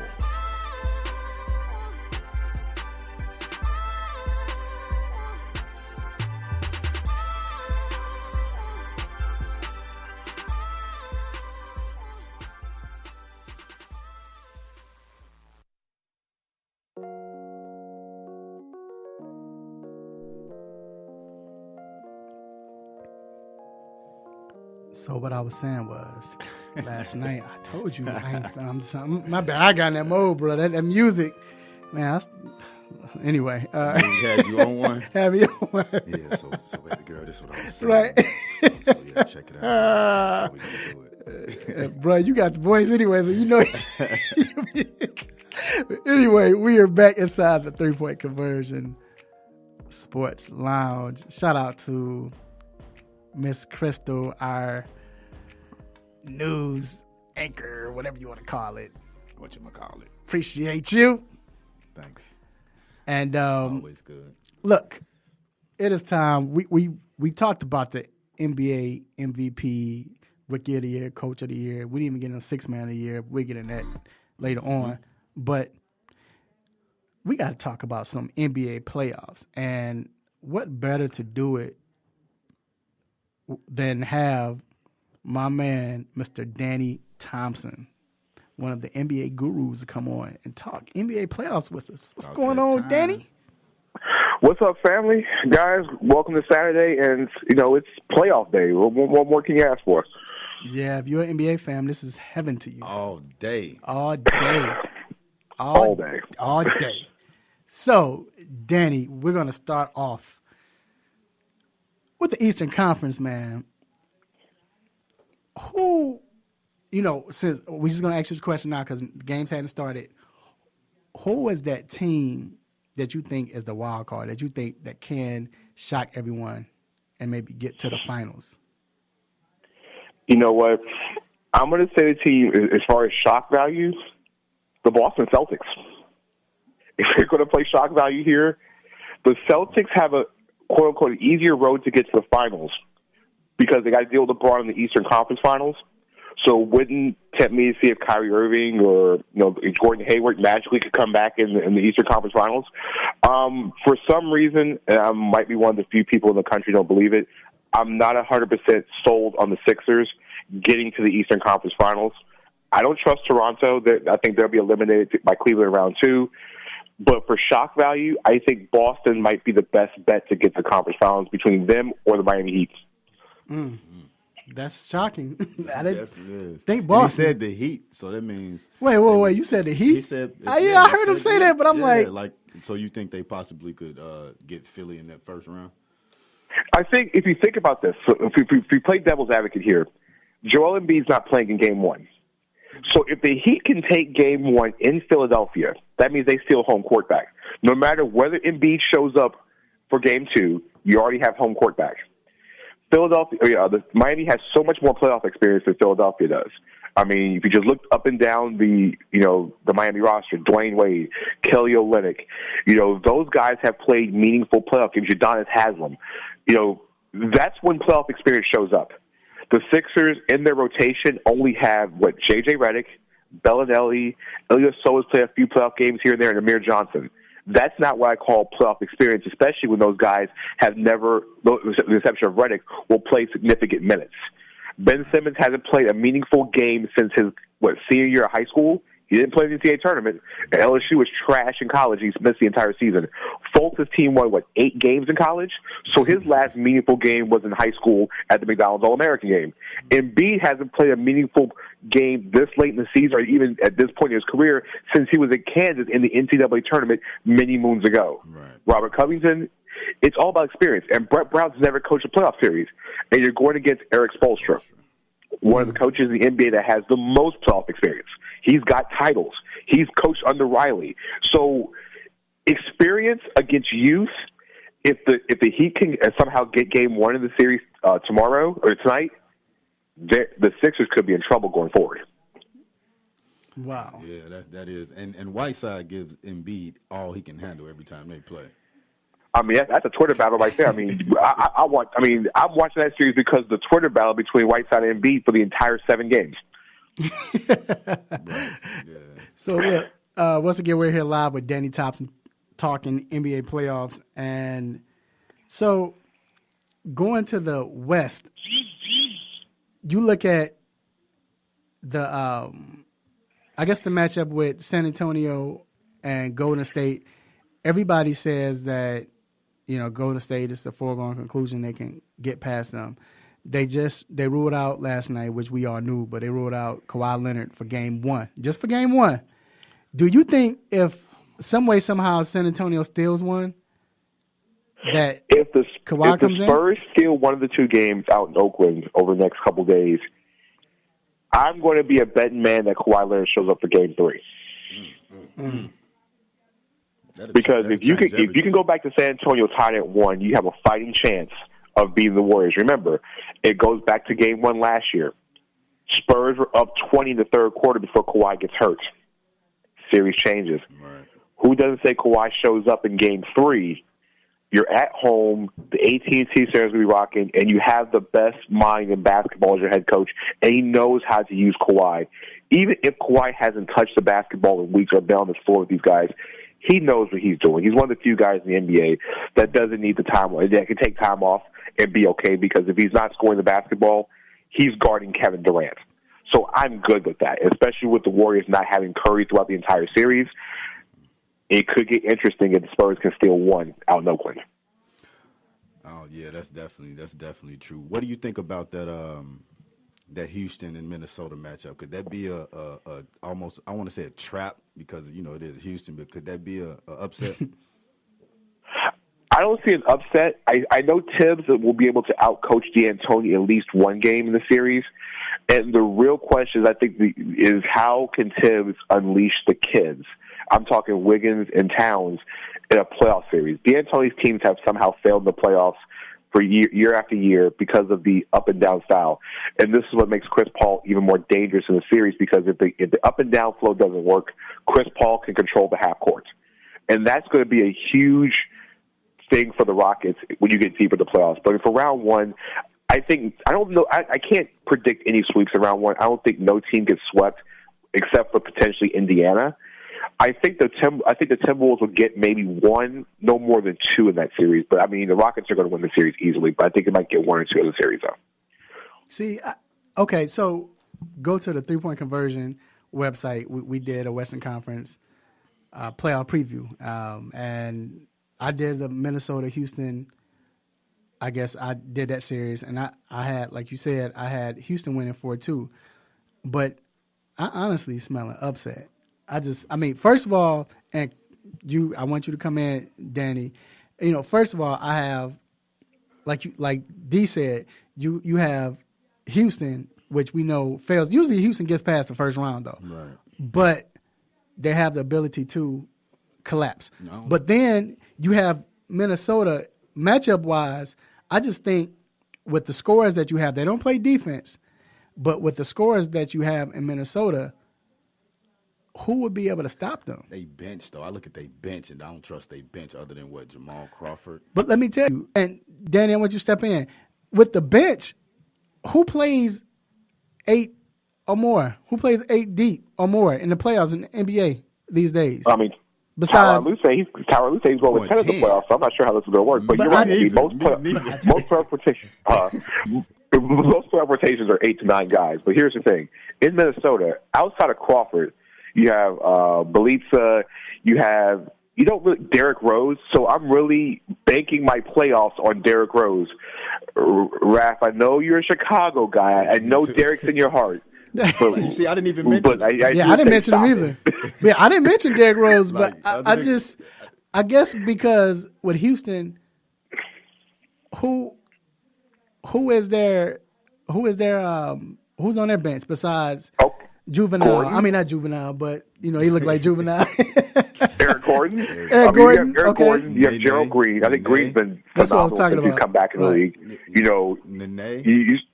Nene. Well, I'm not counting today. You have Ryan Anderson coming off the bench because Bayamute's in the starting lineup. Yeah. You have guys. But Mute might as well come off the bench because he's garbage. He's out the first round. No, he's their defensive player, but he's out the first round with a dislocated shoulder. So, but we're going forward. Right. Here's the thing: Tibbs has played those guys so many minutes. We're talking Butler. Yes. We're talking Wiggins. We're talking Towns. And this is what the big thing with Tibbs is throughout the years. And you go back to him coaching in Chicago. He runs his star players into the ground before the playoffs get here. True. They play so many minutes. Yeah, so by the time you get to a series and you're playing an up and down series with the Houston Rockets, they're gonna run out of gas. And that's when the Rockets will bomb away at that point. And the other day he said it before the game against Denver. Jimmy is gonna play how many minutes I need him to play. If it's 39, 42, whatever. But the good thing about Jimmy was a blessing in disguise. That's why I say it could end up. I wouldn't be surprised is the fact that he got the rest. So now, because Jimmy goes hard. For the last 5 years with Chicago, I think he played almost every minute for the Bulls. So now, seemed like it. Yeah, he has the rest. I mean, I could see him. Even though the Rockets, they swept Minnesota in the season, but it's playoffs. I'm just saying. I'm not saying it's going to happen, but I just wouldn't be surprised. I really wouldn't. I'm not big on Minnesota pulling the upset in that series. I think, like I said, it's a 6-game series at most. Cause I think the Rockets are just going to run up and down, and they don't have the bruisers that Minnesota have, but Minnesota doesn't have the outside shooting that Houston has. I mean, Houston's shooting 50 times a game from the three-point line. After a while, your defense will get tired chasing shooters all night long. And at that point, James Harden is going to Euro step his way to the lane, gets to the line with 28 times a game, and Chris Paul is going to control the half court. I think if any team gets upset in the first round of the Western Conference, I see Portland going home before anybody else in the West. Right. So what? Okay, going to the East, the 1-8 matchup. Me and D were discussing this. Do you think Washington has a chance to upset Toronto? No. Washington is a team that I had at the beginning of the season as one of the 4 best teams in the Eastern Conference. Somehow, for some strange reason, people in Washington consider that this team is better without John Wall. I don't know why. Stop it. They're 13-11 without John Wall. Right. Now, the one good thing about Wall being on the lineup is they average more assists per game as a team than anybody in the NBA during the games John Wall didn't play. So the ball's flying around the floor. That's a beautiful thing. But in a series like this, and I'll break it down like this. The backcourts are even because they're both all-star backcourts. DeRozan, Lowry, and Wall and Beal. Now, we all know Kyle Lowry's history in the playoffs is that he becomes the invisible man in the playoffs. We all understand this. It comes down to the rest of the roster and the coaching. I trust Dwayne Casey more than I trust Scott Brooks. And the Raptors, including their bench, who is the NBA's best bench statistically all season long, is better than Washington. And Washington is now without Jody Meeks because he's been suspended. Meeks is their best shooter. He's not even available for the entire playoffs. He's gone for the next 25 games. And the replacement for Jody Meeks is Ty Lawson. So he's the wild card then. I did just see them sign him. Yeah, he's the wild card. And the reason why I talk about bench is what Ty Lawson you gonna get? You say he's the wild card. Yeah, because you don't know what he's gonna you don't know. But I'm saying when I talk about the bench in the playoffs, we all know it's been like this forever. Probably since the years with the 90s, mid-90s, and it still came to this. The teams with the most superstars usually win. And they always get past. So that's why I say when I go back to Minnesota or this situation, I'm not saying Washington has more superstars, but you have, Lowry, he takes off during the playoff times. As far as money-wise, I guess you could say they would because Otto Porter is making, 100? Yeah, he's making 100 sacks. Yeah, but he's still not a superstar. Yeah, right, but he's not a superstar. He would be like that. So, or stars, you know what I'm saying? I say stars. And I think with Toronto, Lowry, he's not going to do anything. All you have is DeRozan. If John Wall comes up and plays well and shows that and proves that, yes, I am a superstar, then you have Bill. He's not a superstar, but he shows up and say, I can be that superstar. They have players. I mean, they're not as deep, but I think it's going to boil down to, like you're saying, them two and Otto Porter to have a good right. series. If he has, but remember, Otto Porter is coming into the series injured. He missed the last couple games with a lower leg injury, cost him to miss the last couple games of the season. He got hurt in the Boston game right before the end of the season. But you fail to realize in Toronto, or people don't realize about Toronto, is that they have rotation and they play a style that Casey, with the players that he has, that is working effectively. Their bench is outstanding. Van Fleet, in most cases, would be a six-man of the year candidate. He's getting no love because he plays in Canada, because nobody believes in anything in Canada, including Drake. But outside of that, you have Norman Powell. You have C.J. Miles off the bench. You have Pascal Siakam, who's been a phenomenal player all season for them. You have Nogueira grabbing rebounds. And don't forget, this team still has Serge Ibaka and Jonas Valanciunas in the starting lineup. So that right there, when you say Otto Porter, you could just say Serge Ibaka right there. And Ibaka changes the game defensively because he still blocks shots. He stretches the floor out. And do you really trust Markieff Morris in a playoff series? He does come up with big games here and there, but he's such a hot-tempered guy that one thing going wrong can make him go off. And like you said, the Washington bench, without Jody Meeks, you don't have, Bogdanovich who you had last year. Meeks is now gone, so you're relying on Ramon Sessions. You're also relying on Ty Lawson. We don't know where Ty Lawson's coming from. He came from China, scored 55 in the game in China, but that's in the Chinese league. Right. You're asking what, Jan Mahinmi? You're asking now. The only player I trust on Washington bench is Satoransky, the backup point guard who played for Wall when he was injured. Right. He's developed really well, but you're asking Jan Mahinmi, you're asking Jason Smith to come up huge in a playoff series. I don't buy it. This is a terrible matchup for the Wizards. It surprised me so bad that the Wizards did not play with better effort on Wednesday when they were here in Orlando to close the season out, to avoid jumping ahead, to avoid getting up to 8. I thought they were going to fight to get to Boston or potentially even land in Philadelphia with better effort. There you have it, my man, Mr. Danny Thompson. You can follow him on Twitter and Instagram at NBA D as in David, T as in Thompson 29. Again, that's at NBA DT 29. Man, we appreciate you for coming on, sir. We will see him back next week. We have to go, but we'll see him back next week on Battlegrounds going up against Damian Adams. I said it. Damian Adams won, so it'll be the championship. DT, Danny Thompson going up against Damian Adams. Should be great. We're going to take a quick break, and we will be right back. Yo,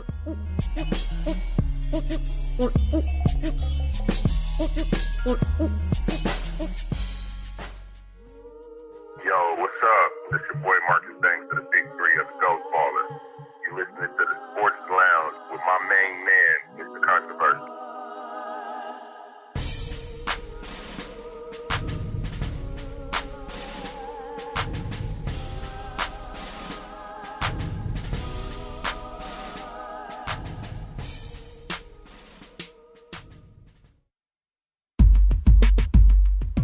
Have you been looking for a radio station that gives you sports? I don't believe it! It's a touchdown! Entertainment? Are you not entertained? And other special interest talk shows? Well, isn't that special? All on one app? Yo, that's dope. What app is that? It's the real 1100 AM app for WWE. Grab it for free in your Google Play or Apple App Store today.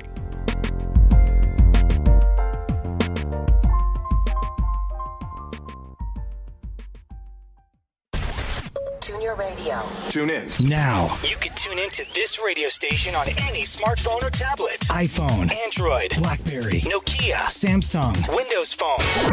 Or whatever you have. Download the free TuneIn app from your phone or tablet's app store. Tune in with music, sports, news, and comedy. From over 70,000 radio stations around the world, including this Beasley Broadcast Group station. Check it out at tunein.com. Or your app store. sit back with me, the baseball antagonist. Pull up your favorite chair, grab a drink, and listen as Mr. Controversy helps us relax with his sports knowledge in the 3-Point Conversion Sports Lounge, right here on the 3-Point Conversion Station.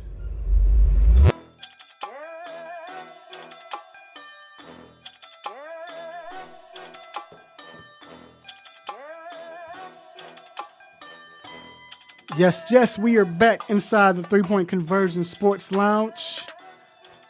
I'm Mr. Controversy, the intellectual. In the building. G is in the engineer box. And we're about to go in and talk NFL football. So on Friday, like I said, the NFL league, some of it, I think I was shocked when they released Dez Bryant. The Dallas Cowboys released Dez Bryant. And, I want to say that for many reasons, some people say it was because of the cap reasons. He was due $12.9 million. He would be a 16.9 cap hit for the, to the Dallas Cowboys. But not only that, just his play. I mean, Dez has been down. No, Dez has been garbage. Let's tell the truth and shame the devil. He's been garbage the last few years. So I'm wondering, you guys, when you heard, were you shocked? D, were you shocked? No. It had been topic of conversation most of the year. We knew he wasn't going to get no money back, and we knew Jerry Jones wasn't going to give him all of that money. Mm-hmm. I know I'd say he deserved it because of past. And, football is kind of one of them sports where you pay me later, you know what I mean? Because you outperform your contract, and then when you're not performing up to that contract, you should probably feel like you should get it because of what you've done previously. Not going to agree with that because of the abuse you put on your body, but that's not how owners or GMs think. Owners and GMs think, what have you done for me lately now? And he hasn't done anything, so he's going to go. I think he was making the second highest number that year behind Mike Evans. Mike Evans put up numbers. And, if you're not producing, they're not going to pay you. What you think, G? I am a Cowboys fan, but this was kind of expected. If you watch the tape, he can't get open anymore. Yeah. And 2014 was his last great season, and 2015 he had some injuries, and also Romo was out. And then with Dak Prescott, they just haven't. They don't have that chemistry. They never really did. And you could say maybe it's Prescott because he has some accuracy issues, but in some cases, Dez Bryant couldn't get separation anymore. So it's a lot of jump balls. It's a lot of contested catches, and that is not worth $12 or $16 million. So what do you think it is? Do you think it's because he hadn't suffered a significant injury? So is it just look like his skills are just diminishing? Is it diminishing, or is he practicing, going hard? Or he needs to, or maybe it's the time in his career where he needs to change what type of receiver he's going to be. He's maybe not, like he said, he can't get the separation, so maybe he should become a possession receiver and make his routes even better. Right. Again, you can call in at 404-603-8770. If you want to call in at 404-603-8770. Man, I know he's probably couldn't hear, but Holyfield, this is got about 9 minutes, man. This is your time to call in, give your quick assessment. But it's funny because he just texted me. He's just said Dez is a turd. Tell him to call in and say it. Hey, but so all right. So now it's been reported he said that he wants to stay in the division. He is going to stay in the division. I see him going to Washington. It only makes sense because I think they have the money and they don't have a number one receiver, and they're the Dallas Cowboys rival. I know all the teams, they go against each other like that, but that's their rival. It's a possibility because we talked about this before the show. Philadelphia is spending their money more on defense, it seems like. And the Giants, they don't know what they're going to do with Odell Beckham.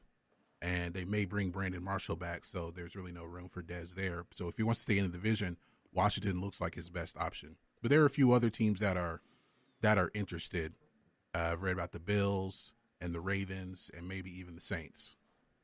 You don't want to go to Ravens because to me it used to be Chicago. Used to be when you're a wide receiver, you die in Chicago. But I think right now it's Baltimore. Chicago, the Cameron Merritt. Well, I think the since Steve Smith Sr. came there and he had some success, Mike Wallace had some success. Those are guys who left their previous teams under unusual circumstances. So Dez could come in and he has that same kind of attitude to where the Ravens could work out for them. And playing with Joe Flacco or RG3, whoever's playing quarterback for him. Flacco has been terrible. So let me ask you this then. How does this affect Dak Prescott? As G mentioned, G said they didn't have a chemistry. Yeah, he wasn't doing it right. They would throw touchdowns, but maybe. They didn't have a chemistry at all. The chemistry was not good. All right, so look, we have a caller calling in wanting to talk about this. Go ahead, caller. Yeah, how y'all doing today? Big shouts out to the 3-point conversion. Love what y'all guys doing here today. First of all, you're absolutely right. Dez is definitely trash, so, it was bound to happen. Absolutely. But I got a question for you guys. Are you guys still Bears fans since we're talking about the NFL? Absolutely. Oh, he tried to throw one. Yeah. He tried to throw shade. Of course. Watch out for this year. No. Absolutely not. I'm going to put it on record right now on a 3-point conversion. I'm taking a 1-year hiatus of being a Bears fan. I'm just absolutely not doing it, and I'm going with the Cleveland Browns. How you guys feel about that? I'll tell you what we think about that in a second. So, and how do we feel about it? Once a Bears fan, always a Bears fan. But this is for you, sir. Stop it. Come on, man. You a Cleveland? You gonna switch the Cleveland Browns from the Chicago Bears? Really? 1-year hiatus, and I'm doing it simply because as a fan, I watch the game because I absolutely love it, and I also want to be entertained. I don't feel like the Bears are putting out an entertaining product for me. So I'm taking a 1-year hiatus so I can see what they're going to do. I don't believe in Mitchell Trubisky. This new coach that we got, hopefully he can do something. But at the end of the day, I like what Cleveland's doing. They're putting an entertaining product out there. I'm watching Cleveland this year. Sorry, guys. Stop it. Stop it. Hey, we appreciate that call. Cleveland, I got to give them their props. They look like they're going to, hopefully based on, what we've heard mock draft, they're going to do good in the draft. And they went out and let me ask you this. They signed like 5 million people. Do you think that Dez could go to Cleveland? He said it's reported he said he wanted to stay. I think he's going to go to Washington. Yeah, he said he wanted to stay in the division. But I'm just saying, besides the division, let's say if it doesn't work out, do you see Cleveland a possible? Is there room for him in Cleveland? Because they have Landry and Gordon. They have everybody from the NFL. Playing. All the he's not going to be. Well, you can put Landry as a slot. Though, yeah, Landry is a slot. Okay, so Dez can be out on the perimeter still? Like, no, does he still have it that's like that? That's what they're no. I mean, but he can be that second option though. I can see him in New England. I can see that. I can see him in Seattle. You know what Belichick would probably do with him? Squeeze all that juice that he usually does. That's left. And Brady will make him a possession But receiver. I like Seattle too. I think Seattle would try to get him just but because they need help. Number one though. They don't have a number one. There, who gonna be their number one? Baldwin. They don't need a number one. They need another wide receiver, and I think he can be that for them. He's a Seattle type of guy with his attitude and the way he is. It'd just be funny to see him and Cam Chancellor go out. I think Chancellor punk him, but it'd be good to see that. But I think he would fit right in. Yeah, that's definitely true. He would go there. But, Baldwin, he's vocal. So, you know what he just did with Michael Bennett. You never know. Yeah, but I don't know. But I agree. I think also that people saying, like you said, the Bills.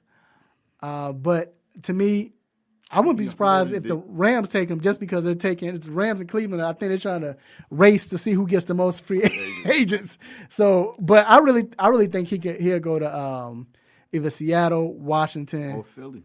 No, Philly already said they're not going to get him. Oh, they did. Some other teams that are interested, the Packers.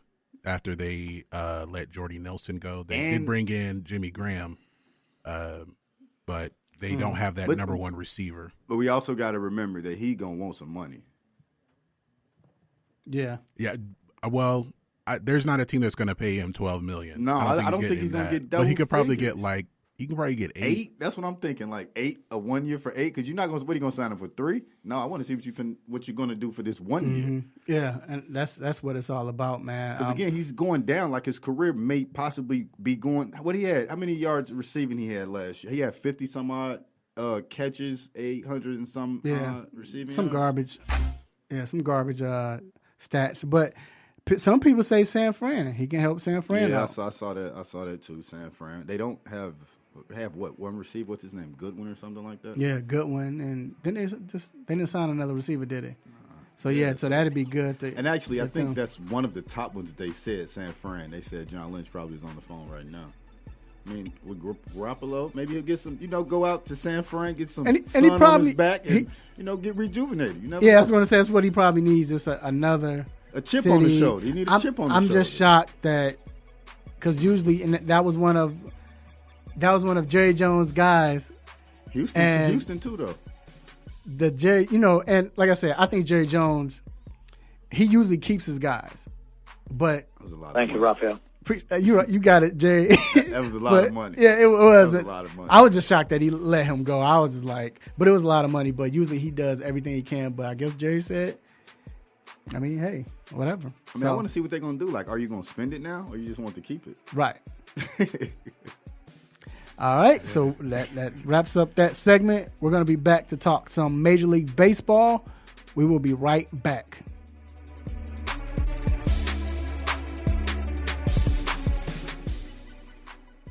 Okay, so where do more Americans turn first in the morning to start their day? Go on, tell them, Robin. Good morning, America. George. Good morning, America. Lara. Good morning, America. So, take it from Robin. Put some good in your morning. With ABC's Good Morning America. World, and your world is always changing. That's why it's important to stay connected. The latest news, the latest entertainment, the newest music. If it's in the air or on the air, it can be in the palm of your hand, wherever you are, with the iHeartRadio app. iHeartRadio. Over 1,500 live radio stations from across the country, and over 15 million songs to create your own custom stations. Text IHR to 45495 to download the app or listen at iHeartRadio.com. Standard text and data rates apply. What's up? This is Justin Gibbons, defensive back, Montreal Alouettes, and I'm just kicking back listening to that 3-point conversion radio with my boy, Mr. Controversy.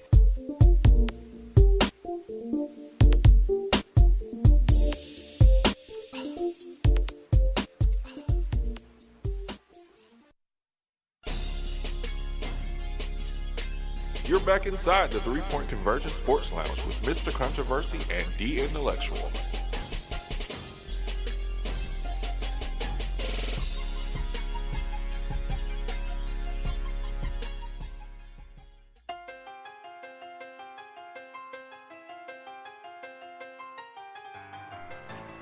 All right, we are back inside the 3-Point Conversion Sports Lounge. Talking some Major League Baseball. It's been a weird season. Right. I mean, right? Weird. Other than the Angels, what's this? Hashitashi. No, Ohtani. Yeah, Ohtani's doing his thing. Angels look good. I think they're 11-2. The Mets we got on, but they're still winning. Boston looks good. Mets, I'm kind of shocked at. Angels, I'm not. Boston, I didn't think they would come in like that. Yeah. But I mean, it's still so early. It's early. But the Atlanta Braves, they're 8-5 right now. They're second in the division right now, behind the Mets. They are. They definitely are at 8-5. But I think before didn't they start off like 7-2? So then you're 1-3 your last 4, and that was a win against the lowly Cubs. But they would take it though. They would take it, definitely. And because we're in Atlanta. Arizona 10-3. Yeah, Arizona 10-3. That's I guess with the Braves, Pittsburgh, they're starting to get talent. You know, they they did the right thing. They their farm system. You know, same way we did a couple years ago. We as in the Cubs. You know, same thing. That's how you win. And that's you know, the funny. We tried to do teams that try free agents. It doesn't usually work. Even back in the day when Yankees were doing it that much, They were not winning. They just had a whole lot of talent. So I got a quick question. In Major League Baseball, is not considered tanking. It's considered rebuilding. Right. That's funny. And yeah, that's funny, but it's smart. And I think a lot of fans down here in Atlanta were upset that they was like, you know, we're gonna concede. We're giving it up. We're gonna start over. And now you're starting to see that it's starting to pay off. I think in baseball, it's so random to where like you can look at on paper a team has a lot of talent, but you don't know if they're actually going to win. Right. Like look at the Astros.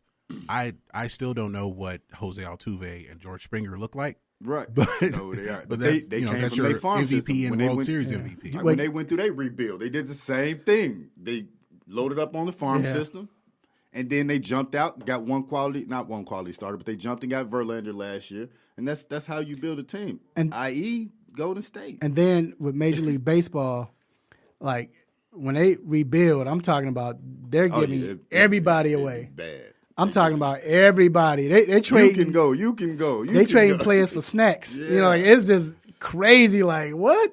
But that's rebuilding. Dude, and that hasn't been in the high A ball. Yeah. But the Braves, like I said, kudos to them. 222 on the prospect list. And I want to talk about the Cubs, not just because we're from Chicago, but the Cubs was a team that everybody's expected to be or expects to be in the World Series or somewhere close. And right now, what is that record? What are we? 6 and 7. 6 and 7. It's still early. So again, should we? Is it too back. early? Should we panic? What do you see with the Cubs? Why are the Cubs struggling? I say don't panic. They say Darvish had a bad start yesterday, but we lost 6-zip. 4-zip. So I don't consider that really a bad start. I think it's our hitting like it started off last year. Yeah. But we and one of the biggest things that I was worried about is that you got Chili Davis. He came he replaced the hitting coach. He's the new hitting coach. Right. So that's going to probably take a lot of time. Yeah, players what I've adjust. seen is that they're doing what they were doing last year, still swinging a lot and missing. Yeah. It's a lot of strikeouts. So it's not necessarily that it was that coach. I know they say Chili Davis is he's an aggressive batting coach, swing. Right. But if we're going to swing, we need to hit some. And because the thing is, when we're on. We're not just winning 1-zip. We're the other day when it was 15-3 or something. 15-2. They're on. So but that's what kind of happens is that when I see the Cubs score a lot of runs, 15, I'm like, oh, wow, I wish you guys say something for tomorrow because I know y'all going to score 1 run tomorrow. Yep. And that's how I kind of look at when they have such an explosion. I be wanting to say, man, y'all should have sat back and saved something. And you, Darvish, if you look at that game, it wasn't like he had a bad game because Braves broke out later in the game, you know, when they had the home run and then, you know, they bust out. But it was 0-0, you know, for like 5-6 innings. I mean, I think Rizzo being out too. I'm looking, though. He went four innings. 5, so right. 4.2, so he got 2 outs, gave up 4 earned runs. They just bust out. 4 strikeouts. Right. And so I think I'm sure I missed the game. I'm sure what happened, those 4 walks probably turned into some of those runs, and that's when you really get hurt. I just think we're not hitting. Rizzo's out, so you know what that plays a major role in anything. But I'd rather him go out early, let him sit, make sure his back is going to be straight for the long haul. And they're still 6 and 7, 3 games out. That's nothing. That's a series against Pittsburgh, and you're right back in. Right.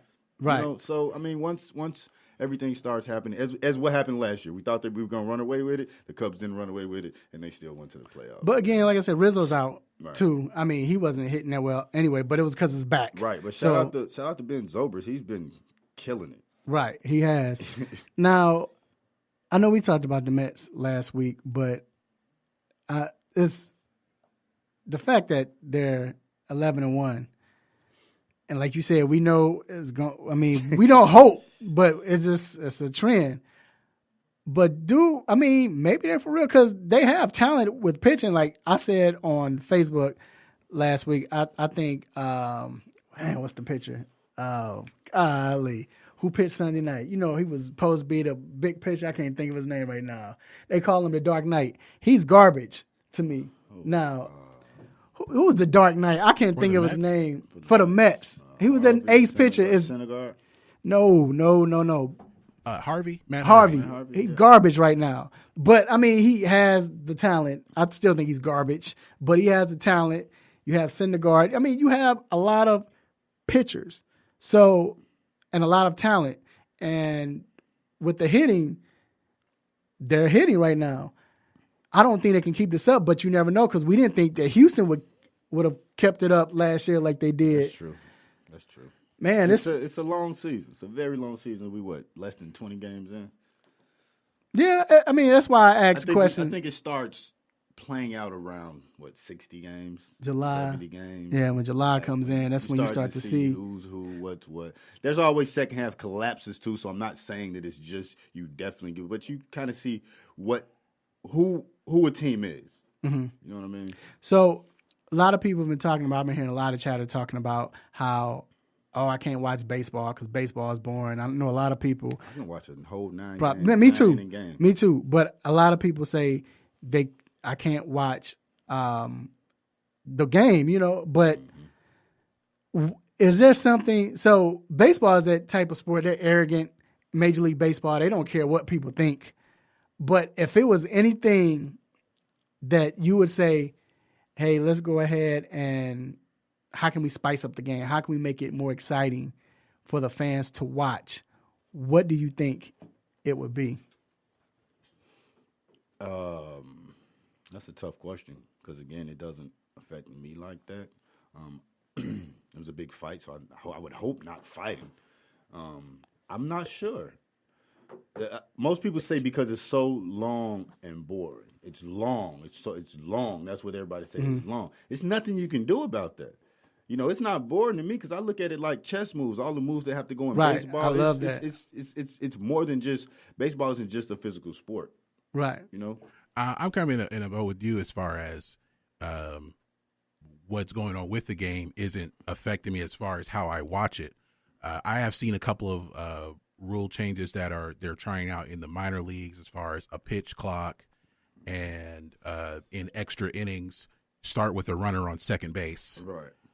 I think those kind of like cheapen the game. Maybe not the pitch clock, not so much because some pitchers get the ball back and like 90 seconds later they still haven't thrown the ball again. But the starting the runner on second base, I mean, now it sounds like a game show. That's cheating the game, like you said. That's taking away the integrity of the game. Yeah, it's really cheating. I've also heard a suggestion of it was called the magic at bat, as far as you can start in extra innings, you can start the inning with put your best hitter up there first. Right. And try to get them on base, or maybe he'll hit a home run and if that doesn't work out, then you go to your next three people. But that's still like a game show. That sounds like a game show. So why can't we DH somebody? So look, so why can't we do that? We don't want to do it with baseball, but with NBA, we do it with NBA. We do it with football. Like, what do you mean? What do you mean? You do it with the NBA? So with the NBA, they moved the 3-point line in at one time. Remember? They tried. They try a lot of things to make it NFL. The NFL. I mean, it's more. I guess with the NFL is more of safety issues, but still, now you can't. With the 25-yard line and stuff like that. With the NBA moving the 3-point line in, it was to encourage more outside shots to make the game not so physical. And there were a lot of low-scoring games. Like, I remember that era with every time the Knicks and the Heat is like the first team to score 65 points is going to win. Yeah. But that's what I'm saying with baseball. Shaq it's like that. Threes then. Yeah, I know, right? But it's like that with baseball. It's like, but they're arrogant. Like, no. I mean, I would say this. What they want to do. I would say this. Why don't we go back? I don't know if y'all all played in the hood. Y'all played baseball. Whether y'all had a baseball. Man, we used to have one. Strike them out. You paint the. We had one of them juice. We was poor back then. We would play. Remember the little juicy juice joints? Yeah. We would use that as the baseball. See, we'll go to May School. Shout out May School, Chicago. You would go there. We'll spray. Right. A strike zone on there. Go pay $1 for a rubber ball. Strike them out. And then we also played Ghostman on first. Like when you have enough players, if I'm Yeah, batting, you gotta I get a act like hit. somebody on there. Ghostman Yeah. on first. Yeah. Then you got to hurry McCall before they throw it to score- second. you couldn't- Ghostman on second. But you couldn't score from second. You couldn't score from second. It You was just go to third. unless it was a long hit. But that was an argument right there. But anyway, that's going to conclude. He would have scored. He would have scored. He would have scored. That's going to conclude our baseball talk, Major League Baseball, and the Diamond. So we're going to take a quick break, and we will be right back.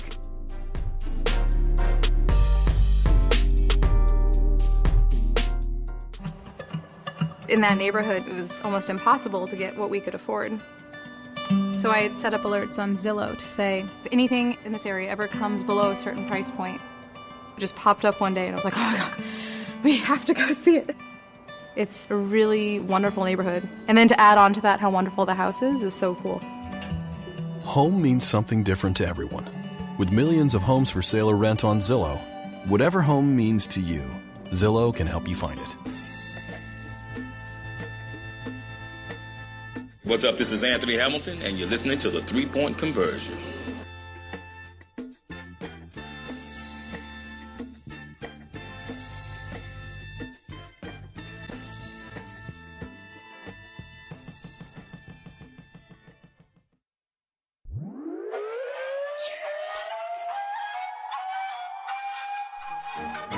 Yes, you all know what that means. It is time to let you go. But before we let you go, we definitely want to give some shouts outs. And I definitely have to shout out the big man upstairs, God Almighty, for giving me this platform to talk what I talk, do what I do, say what I say, to make you all mad, happy, want to give me the stop it button. Man, I don't take that lightly, man. It's a blessing to think about. Real quick, where I started in the kitchen doing a podcast. Then I upgraded to the living room. Then I moved to the basement of the new crib. And then inside the other, I made a little studio. And now I'm in an actual studio, so I thank God for that. And also I got to thank my engineer, Mr. G. Appreciate you, sir, for a wonderful job you're doing, a spectacular job you're doing, man. Appreciate you, man, for real. Also, Miss Crystal for coming in, doing her newsworthy job, Appreciate you. And then my co-host, The Intellectual, man. Appreciate you, sir, for coming on, bro. Yes, sir. You know it. Give me a couple of shout out. Definitely need to shout out to God, Mr. Controversy, for giving me this platform to be able to do what I do every Saturday. Definitely the engineer, Greg. I also want to give a rest in peace to Daryl Thomas. He's from Chicago. He went to school with my uncle at Resurrection. Shout out Rez. He was a star for St. Joe's. Then he went to Indiana, won a championship at 87. He passed away recently on Wednesday. His funeral is today. So definitely a rest in peace. And shout out to all our friends and family and fans listening. We appreciate y'all. Check us out every Saturday. All right. And then I want to thank my family, my lovely wife, my children, cousins, play cousins, all for listening and supporting us. And then we want to thank our guests, Mr. Rashid Hagamen, NFL free agent, for coming on, man, spilling his guts, talking about that. That wasn't easy to talk about, but I appreciate him coming on and having the guts to do it. Also, we want to thank Danny Thompson for calling in and giving his knowledge. And this weekend, man, I think Dee's enjoying the Dog Festival. I think Crystal is going to enjoy the Grilled Cheese Festival. And everyone, man, it's a big weekend. NBA playoffs start today. You still got NHL playoffs. You got MLB baseball, MLS soccer. Make sure y'all eat, have a great time, love family. And till then, next week, same time, same show, same crazy host. Yes. Same sports nonsense. You know it. Till then, will you miss me? I'm out. Peace.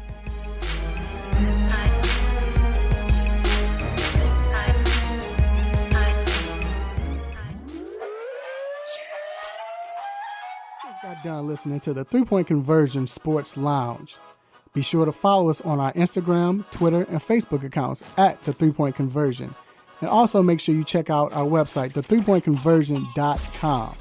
Be sure to follow us live and listen every Saturday morning at 10 a.m. Eastern.